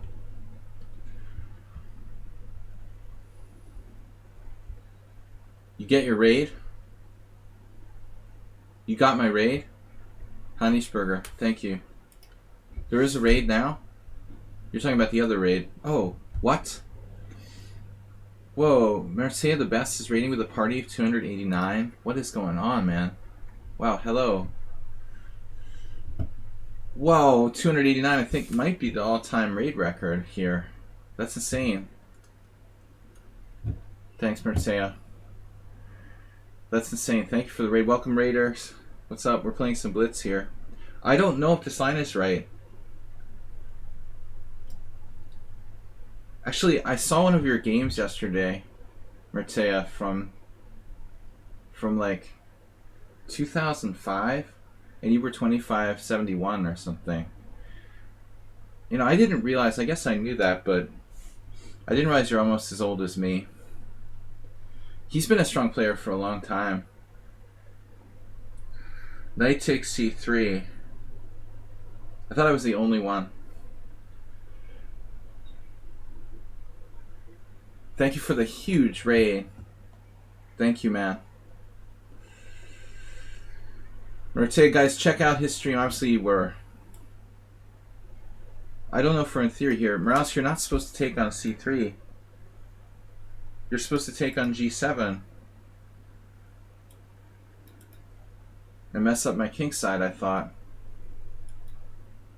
I don't understand what's going on here. Takes.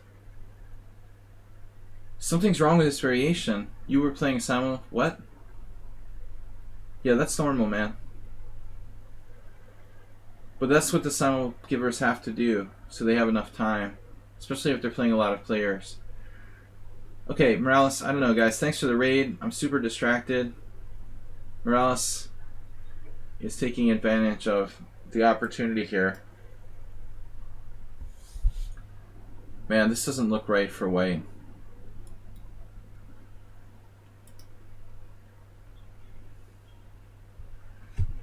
Maybe the biggest raid we ever had from Mircea. I call him the beast from the east. Okay, f5 logical move. Very cool.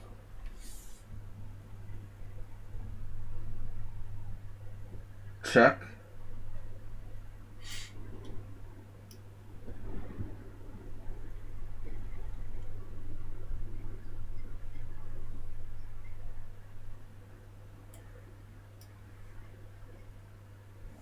What's up next?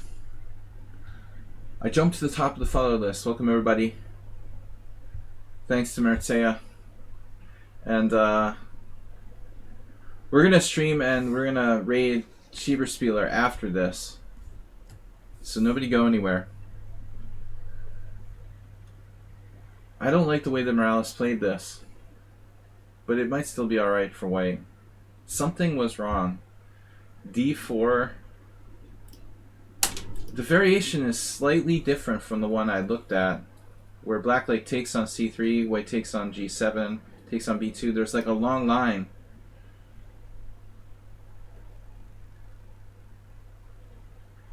How is he going to defend this position? He has knight e4.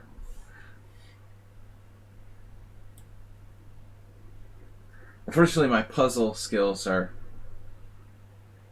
a little limited.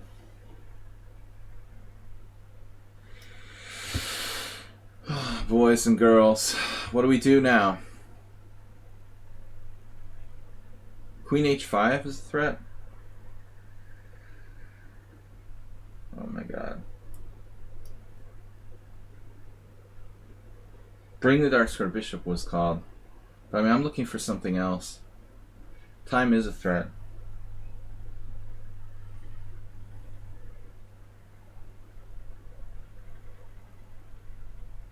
You see, but that's your prem. It's an increment, man. Do you play increment? I get 3 seconds back every move.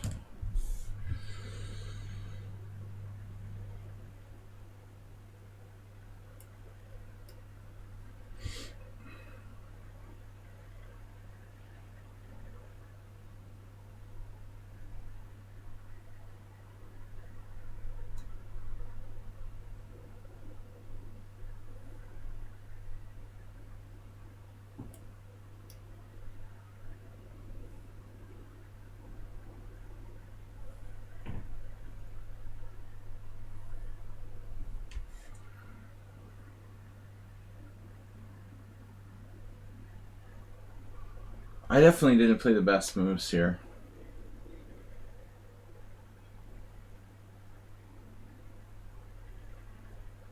Morales is ridiculously playing too fast. There's no way you should be on the verge of losing and have 2 minutes left.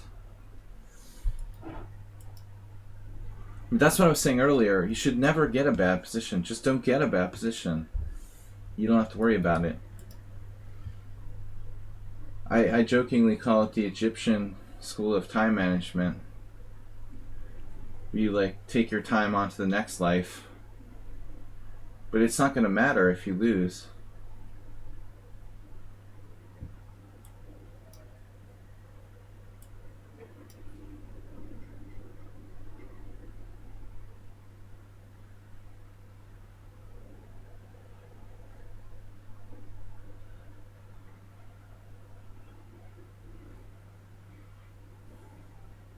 At least I make it exciting for the viewers by being down to like 6 seconds.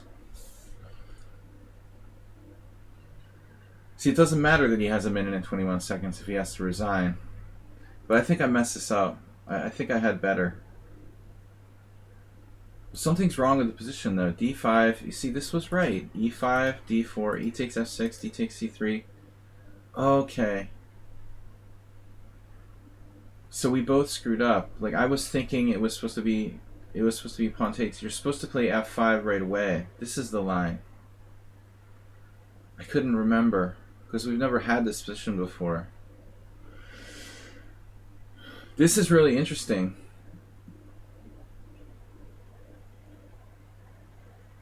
No, this is totally on the knife's edge. I looked at this.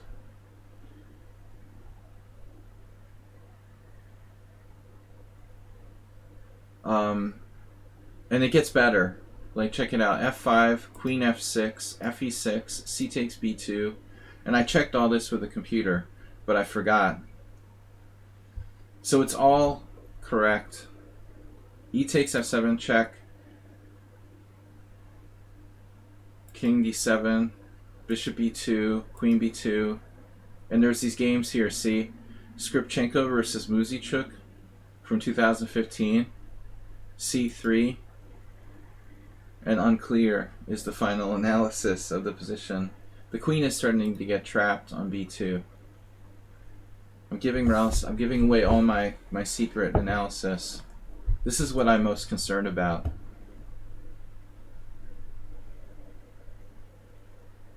It's not that clear. I looked at this with the engine. It says it's dead equal after C3. But I couldn't remember. He didn't play F5. Alright. Cash Maui asked to play. Let's play him first. How'd I get so many viewers? Grandmaster Annie. We had a couple raids today. The latest one, a larger raid from Mircea, the beast from the east. The beast from the east raiding with a super kind raid, and we're going to play those guys on Saturday, our team battle. Vital Levente and Mircea and some other teams are playing with us on Saturday. 3 p.m. There's a streamer battle we play in every week. That's Antonio's new secret weapon. So that's our next stream, actually, everybody. Tomorrow I'm off. Sunday at 3 p.m. Streamer battle with Mircea and Tranquilizer. CET. I operate on CET. I used to go back and forth between Eastern Time and US, but I'm located permanently in Budapest for now. Due to COVID, I'm no longer a dual resident. That was fun though, like changing time controls. I was streaming from the US a lot. But lately we're just from Budapest. Guys, I'm going to be playing for another half an hour. It's time for a few more challenges. Someone here actually requested to join our team. Guys, also check out the Discord and the YouTube channel.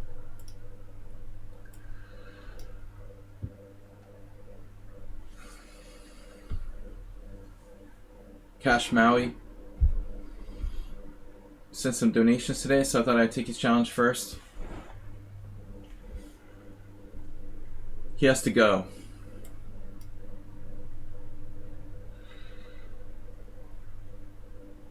Mr. Sohan, wow, long time no see. Since last Sunday, to be exact. We have a huge raid from Mircea. I was telling everybody about the streamer battle on Sunday, and also your favorite event, my Simul on Sundays. So 2 streams on Sunday, 3 p.m. and 6:30 p.m. CET. Sean Pinto, thanks. So what is this semi-Slav after knight on BD7? It's weird. Black will attempt to transpose to a semi-Slav, but if you can't play B5, you can't play the semi-Slav. I mean, not the Marin variation. I guess you can still play Bishop D6, huh? What is this? It's weird. I never had anyone play the Queen's Gambit Accepted and try to transpose it into a semi-Slav. I have to go, guys. We got 3 more like 3 more games. Yeah, it's a pawn triangle with d takes c4 and knight bd7. Somehow it should be bad for black. But I don't even know if a4 was the right idea here. Maybe I have something better. I mean, he is threatening to play b5 and bishop b7, though. I can't remember ever having faced this. This looks wrong, though. Knight b6, not a great square. Not sure where to put my bishop, actually. Where do you put the bishop? Defending the a4 pawn?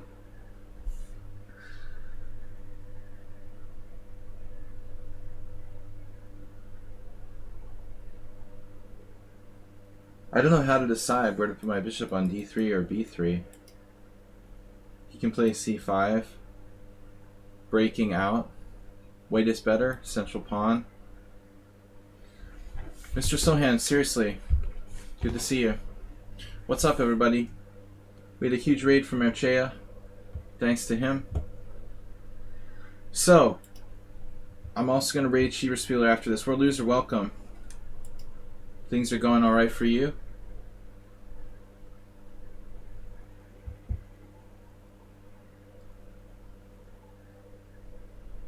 Stick around for the Schieberspieler Swiss tournament.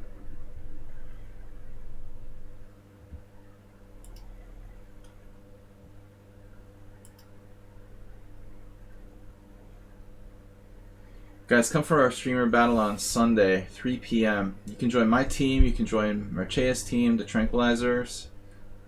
I think there's probably 2 other teams. We play a 1-hour Blitz tournament on Sunday, 3 p.m. Central European time.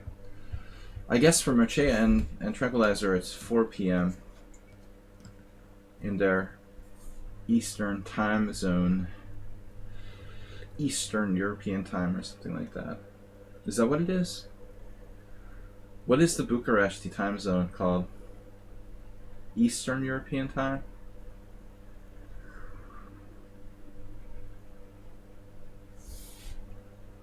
Bucharest and Helsinki.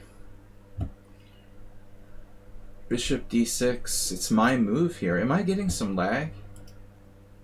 No, I'm good. Alright, so black didn't avail themselves the opportunity to play c5. I want to get the rook off of f1 and try to discourage that break. Eastern European Standard Time. So it's not that easy. EEST. East. Get it? Okay, Kashmaui is now facing threats of e4, e5, rook d1. This is a bad move. Knight b6 is a bad move. Now he's in serious trouble. This is officially very bad for black. Without the ability to play e5, you're basically busted.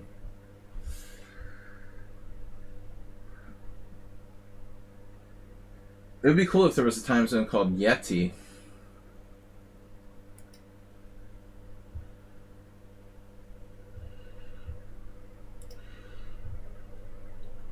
Alright.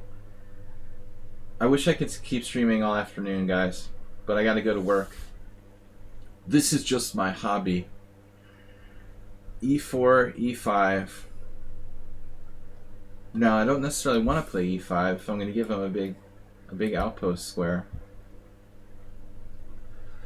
Let's develop our pizzas first. That way we have a nice, juicy square for our knight to maneuver through when we migrate toward the king side. My work is teaching chess, but I don't have any availability right now. Now he breaks out with c5. My other work is chess. Playing video games with my son is my third job, which isn't bad.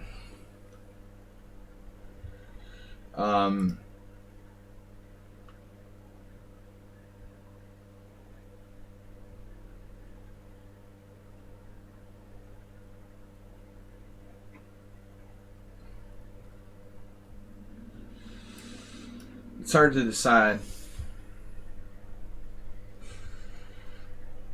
It's really hard for kids now with COVID.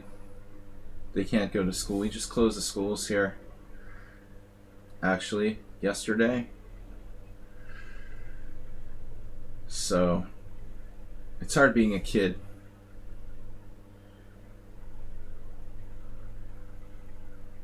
What are we going to do?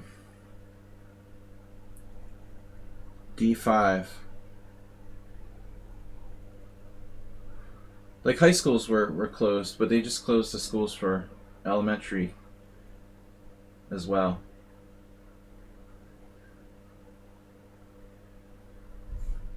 I don't know what to play here.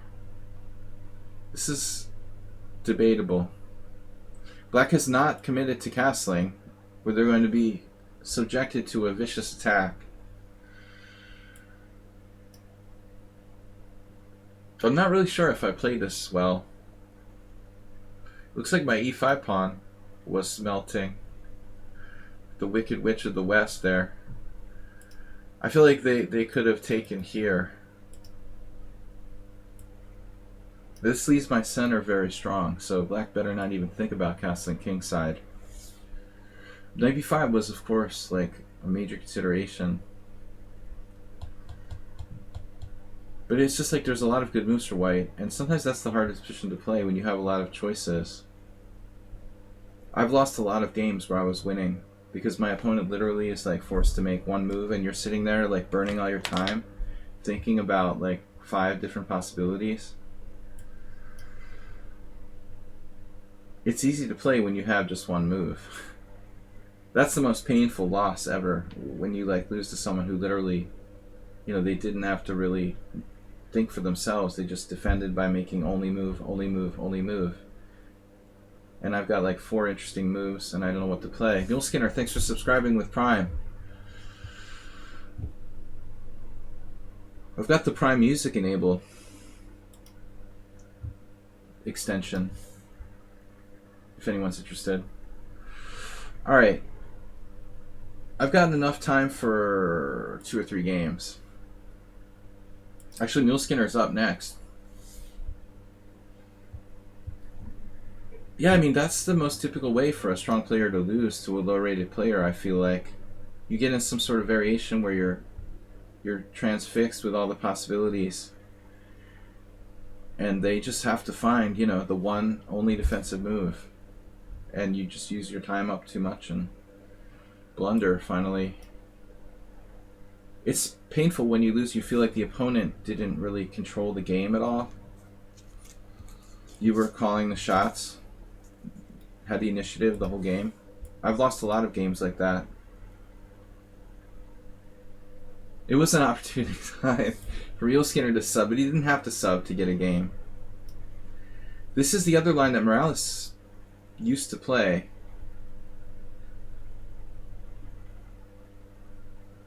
Grand Prix attack.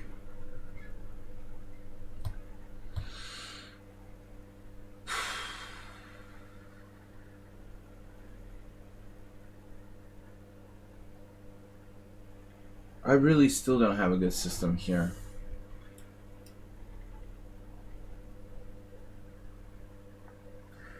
Years ago, we looked at d5 as the main line. d5, pawn takes pawn, a6 was a recommendation of Gingy. But it's not that clear. So I've been experimenting with other stuff.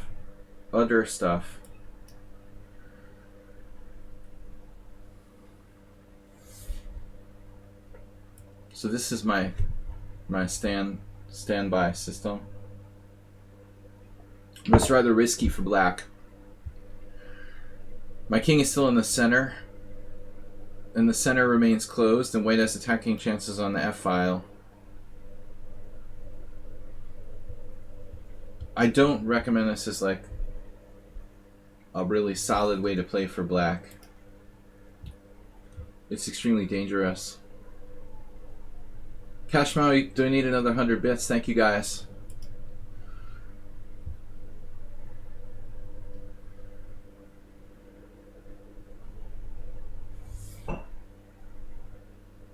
My move.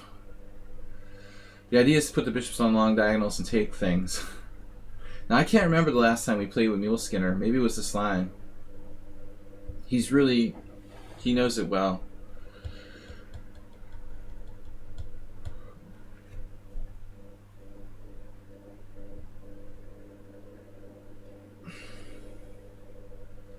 But I keep thinking, was it Morales also playing this? I should be the one to remember. Mule Skinner has 253. Mule Skinner has 253 games against me here on my stream. I don't know who's in second place. Morales is the most. Mule Skinner second, maybe third. Asterbait, what are you up to?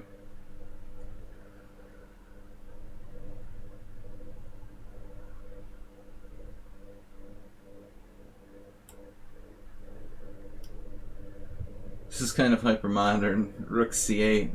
Normally d6.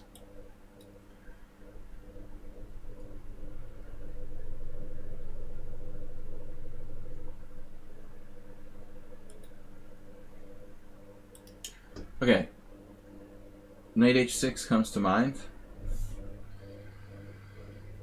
But we really want to destroy that pawn chain on e5. I was showing Asterbait, VIP Asterbait, how important it is to try to fight back against enemy pawn clogging our airspace.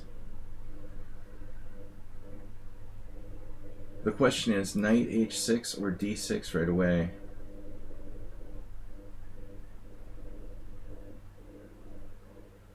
I'm a little concerned about knight e4.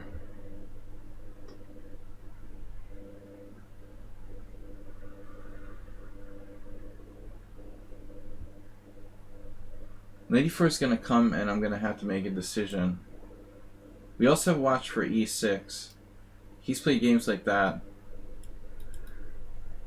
Asterbait, you have 208.5? 3.5 wins? How do you do that? How many points do you have? 3.5? We have 1 draw, 205 losses, and 3 wins. 1 draw in 209 games. Yeah, that doesn't add up.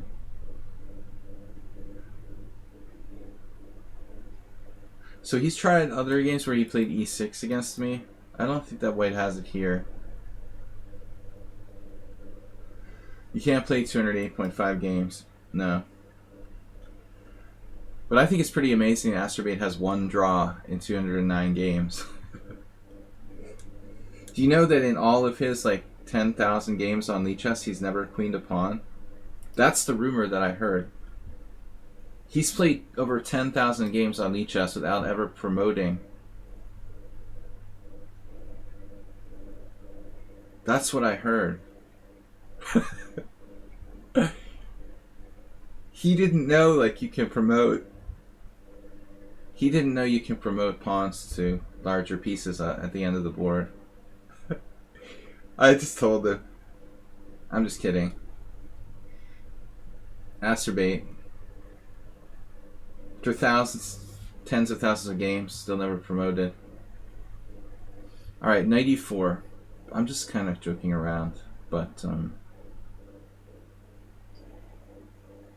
time to leave. It was nice spending these moments with you, but it's now time to exit the building.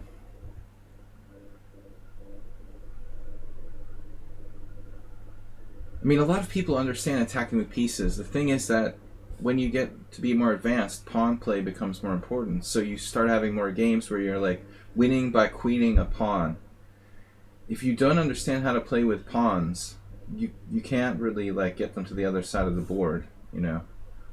Asterbait is excellent with his piece play, but we need to focus on the other way to win a game. Number 1 is checkmate with the pieces. Number 2 is promotion. And that, of course, is taking place mostly in the end game. You got to focus more on pawns, Asterbait. Pawn play. Alright, can I castle and sacrifice a pawn? No, this must be reinforced. So I must play pawn takes pawn. That was the point. But I love my bishops.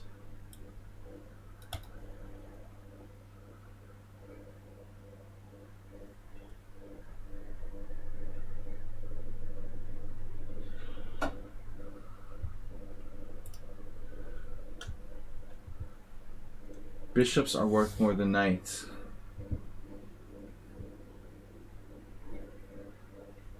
You just put your bishops on the long diagonals and take things. Chess is easy. Thanks, Cash Maui. Man, I'm so happy to get out of there. My king has been in the center for far too long. The biggest problem with playing the Sicilian, king safety. And I say the same things over and over a lot, which is unavoidable on a stream where I'm streaming 6 days a week. But the number one thing that decides games is king safety. That's Asturbate's strength. Attacking like vulnerable kings. You know, it's going to be hard to get a pawn through here actually, because of symmetrical pawns. How do we create a passed pawn in a structure like this?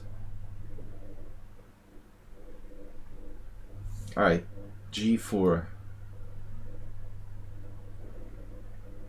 Now what? I mean, I do have c4 undermining his e4 knight.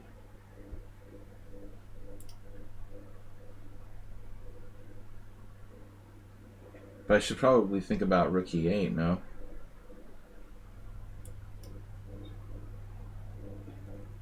Maybe he sacrifices a pawn. g4. He is sacrificing a pawn, actually.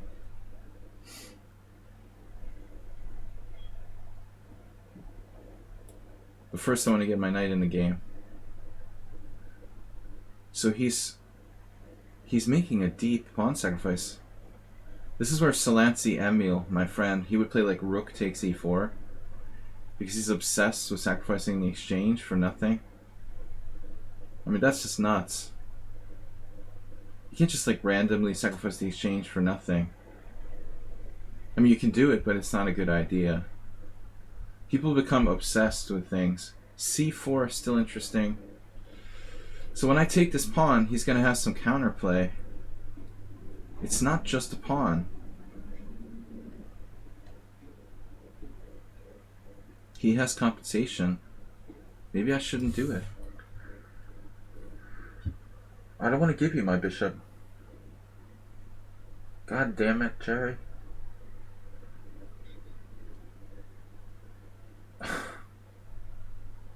Wow. Maybe Emil's right. I don't want to win that pawn. Okay, I want to win it. Alright, I'll take it, but I'm really not happy about taking this.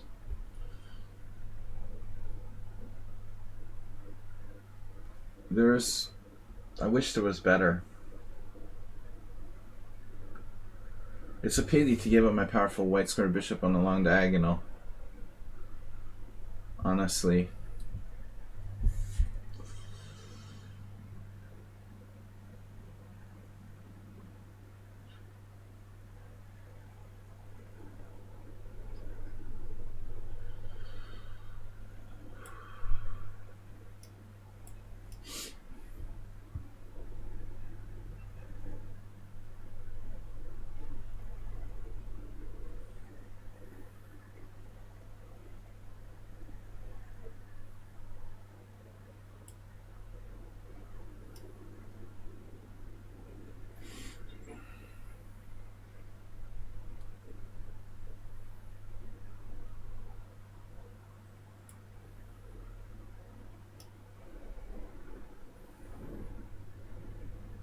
What?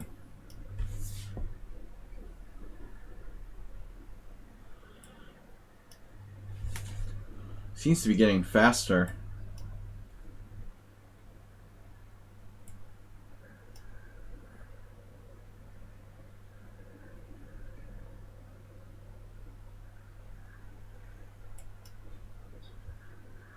He resigned? Oh, you dropped a piece and I didn't see it. Just assume I'm gonna see rook takes f2. I was so excited you didn't play g4, I just pre-moved h4.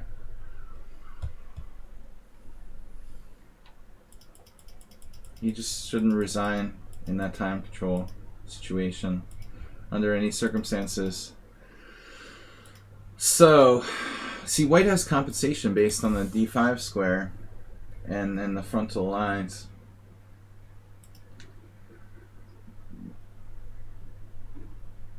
Okay, like, according to the engine, I'm winning. But not so easy to play.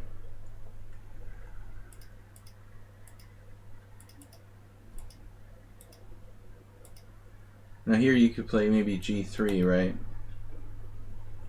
Where am I going to put my rook? I have to put my rook on a really embarrassing square here on c4. Or a4. I guess a4. It's kind of awkward. Yeah. But I mean, you know, in a blitz game, this is not so easy to play. I mean, my king is kind of open. There's the e file. No. Alright. Troll on a roll. I'm sorry, dude. You've already played one game today. JNS, are you with us? I'm going to play the Scandinavian. Not my usual choice. For something different. Different and fun. I don't play this in tournament games anymore. It's just not that good. But he turns it into a Alyakin defense. I guess this is.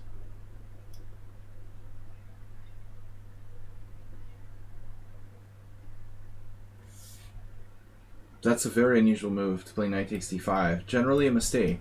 You're helping my queen to take up an active position in the center of the board. How bad can it be, though?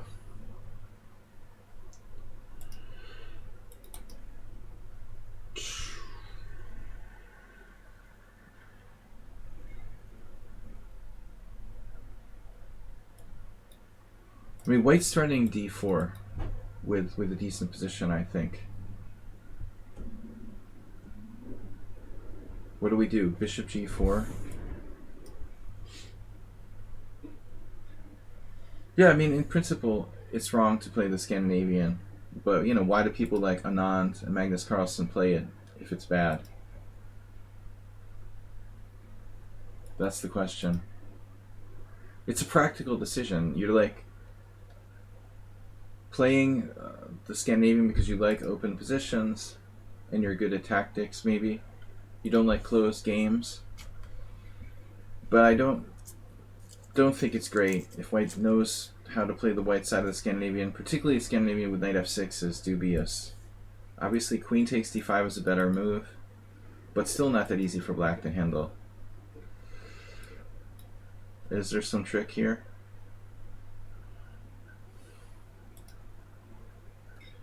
Bishop takes f3 is overrated. I was just kidding. I'm not going to trade my white square bishop. It was just a joke.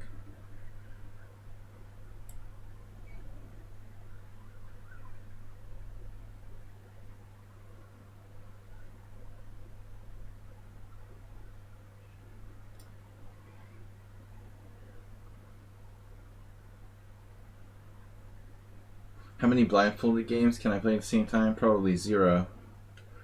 I haven't played blindfold chess in years. No, seriously, I don't know. 1, 2. I don't know. I mean, it's something that you have to kind of practice at. The maximum I ever did was like maybe 5.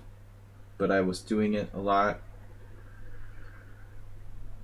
I think I had some sort of blindfold simul once with like 5 players. But this was 20 plus years ago. It's not like riding a bicycle. Well, he specializes in it, man. I mean, that's Garea's, like, thing. He's trained himself. It's not, I could train myself to be a blindfold chess specialist. But don't fool yourself. He didn't wake up one day with this miraculous ability to play blindfold chess. I mean, Gareev has specifically trained and trained and trained to be able to do that. You know? So we're going to give up the white square bishop here. Or not.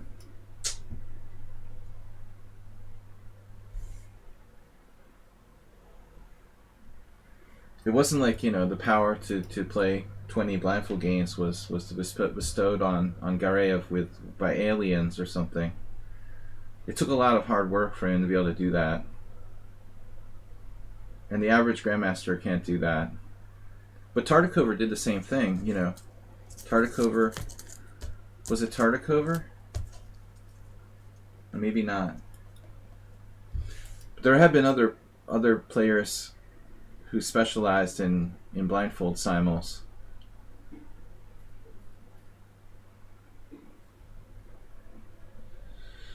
I don't remember what happened. Maybe I had like an even score. Something like 2.5 out of 5. It was a long time ago, I can't remember. It was over the board though, not online.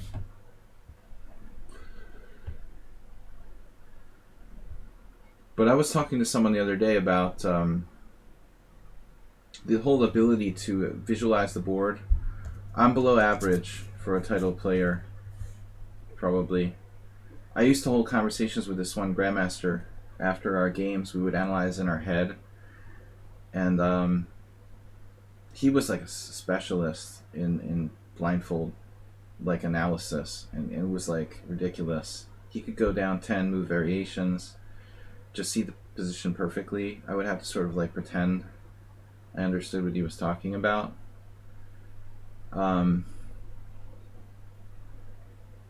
Not all strong players can do that. I think it also has to do with your memory. My memory is very visual. Maybe people with a stronger auditory memory, it's a little easier for them.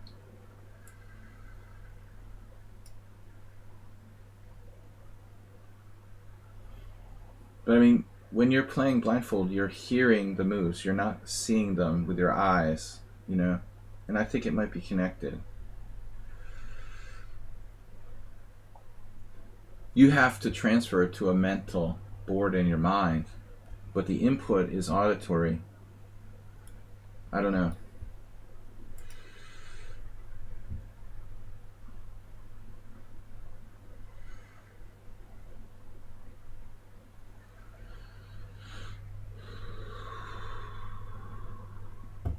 Alright guys, we're going to stop soon, and Sheepswimmer is going to host a tournament here on lichess.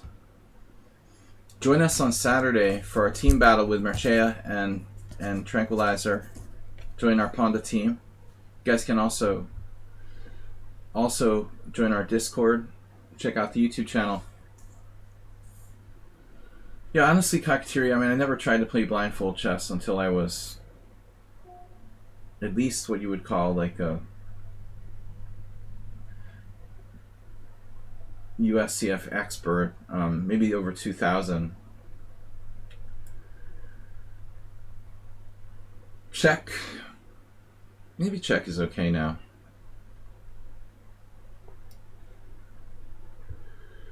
Is my queen trapped yet? What does Ponda mean? Well, you see Ponda, right? Ponda cam. Okay, it doesn't say Ponda cam. Ponda is our mascot, the black and white mammal. Pandas are mammals, right? So it's a little joke, you know, Ponda.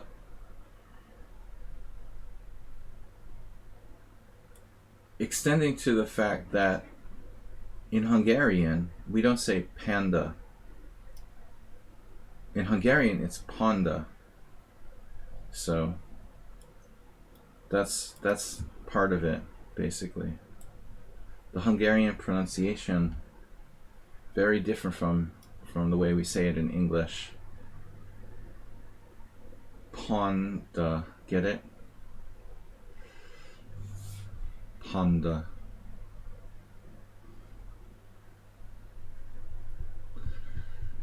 He wants to do his own stream. I think it's a good idea, but I don't know.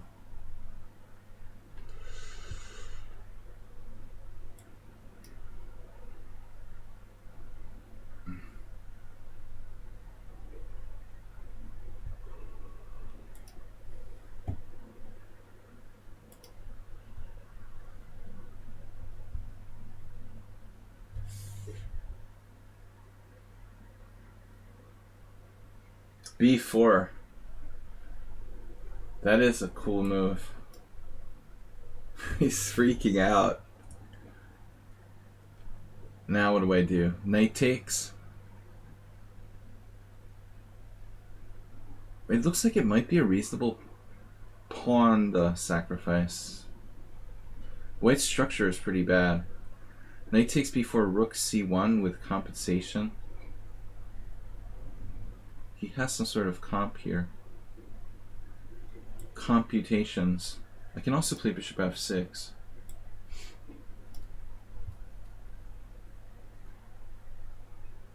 Credible game by white. Princess Chess 6464, welcome. Good morning, afternoon. We have 166 viewers. Thanks to Mircea and his raid. A blunder. Blundiferous. Rook c1 was the best try. Probably king d7. You looked at King's Indian defense. Sam Collins. Yeah, I mean Bologan is the recommendation. I know Sam. Not really well though. We played a game in Hungary. He seemed like a good guy. So he beat me. Beat me with a Trompowski. It's pretty embarrassing. Alright.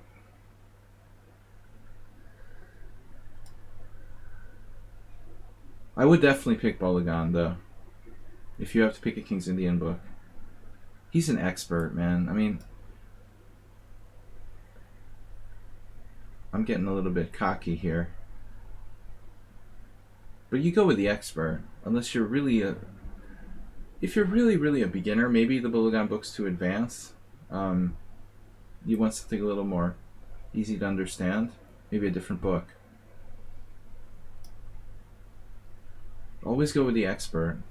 If you're... Oh, you know what? It just occurred to me, Kakatiri, there's also books by Cotronius. But I don't know how up to date they are. Cotronius has definitely written stuff. You should check for Cotronius on the King's Indian. Bologan. Has Gawain Jones ever written anything on the King's Indian? Those guys are three of the bigger experts.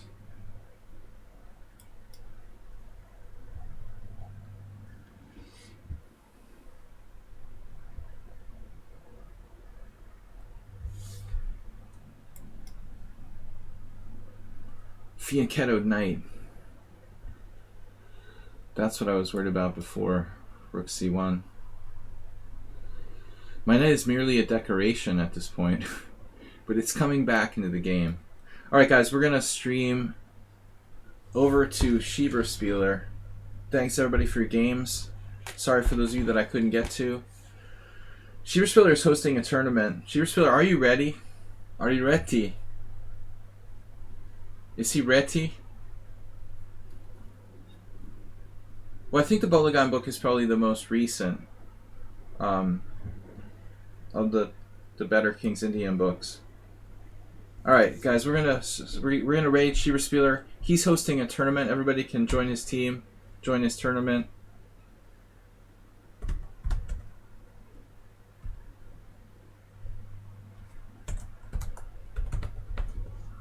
Thanks everybody for watching, and we're gonna be back on Sunday. Back on Sunday. Fortuna Chess Coach just got here. What's up, man? Thank you for the gift subs the other day. We're rating Schieberspieler in a moment. We'll see you on Sunday, Mr. Slow. Yeah, so team battle with Mircea and Tranquilizer and others on Sunday at 3 p.m. CET. Simul, Sunday as usual. I'll see you there, Mr. Slow. Simul at 6:30 CET. Thanks, everybody. Enjoy the stream. Enjoy Schieberspieler stream. And we'll see you then. Bye-bye. Bye-bye.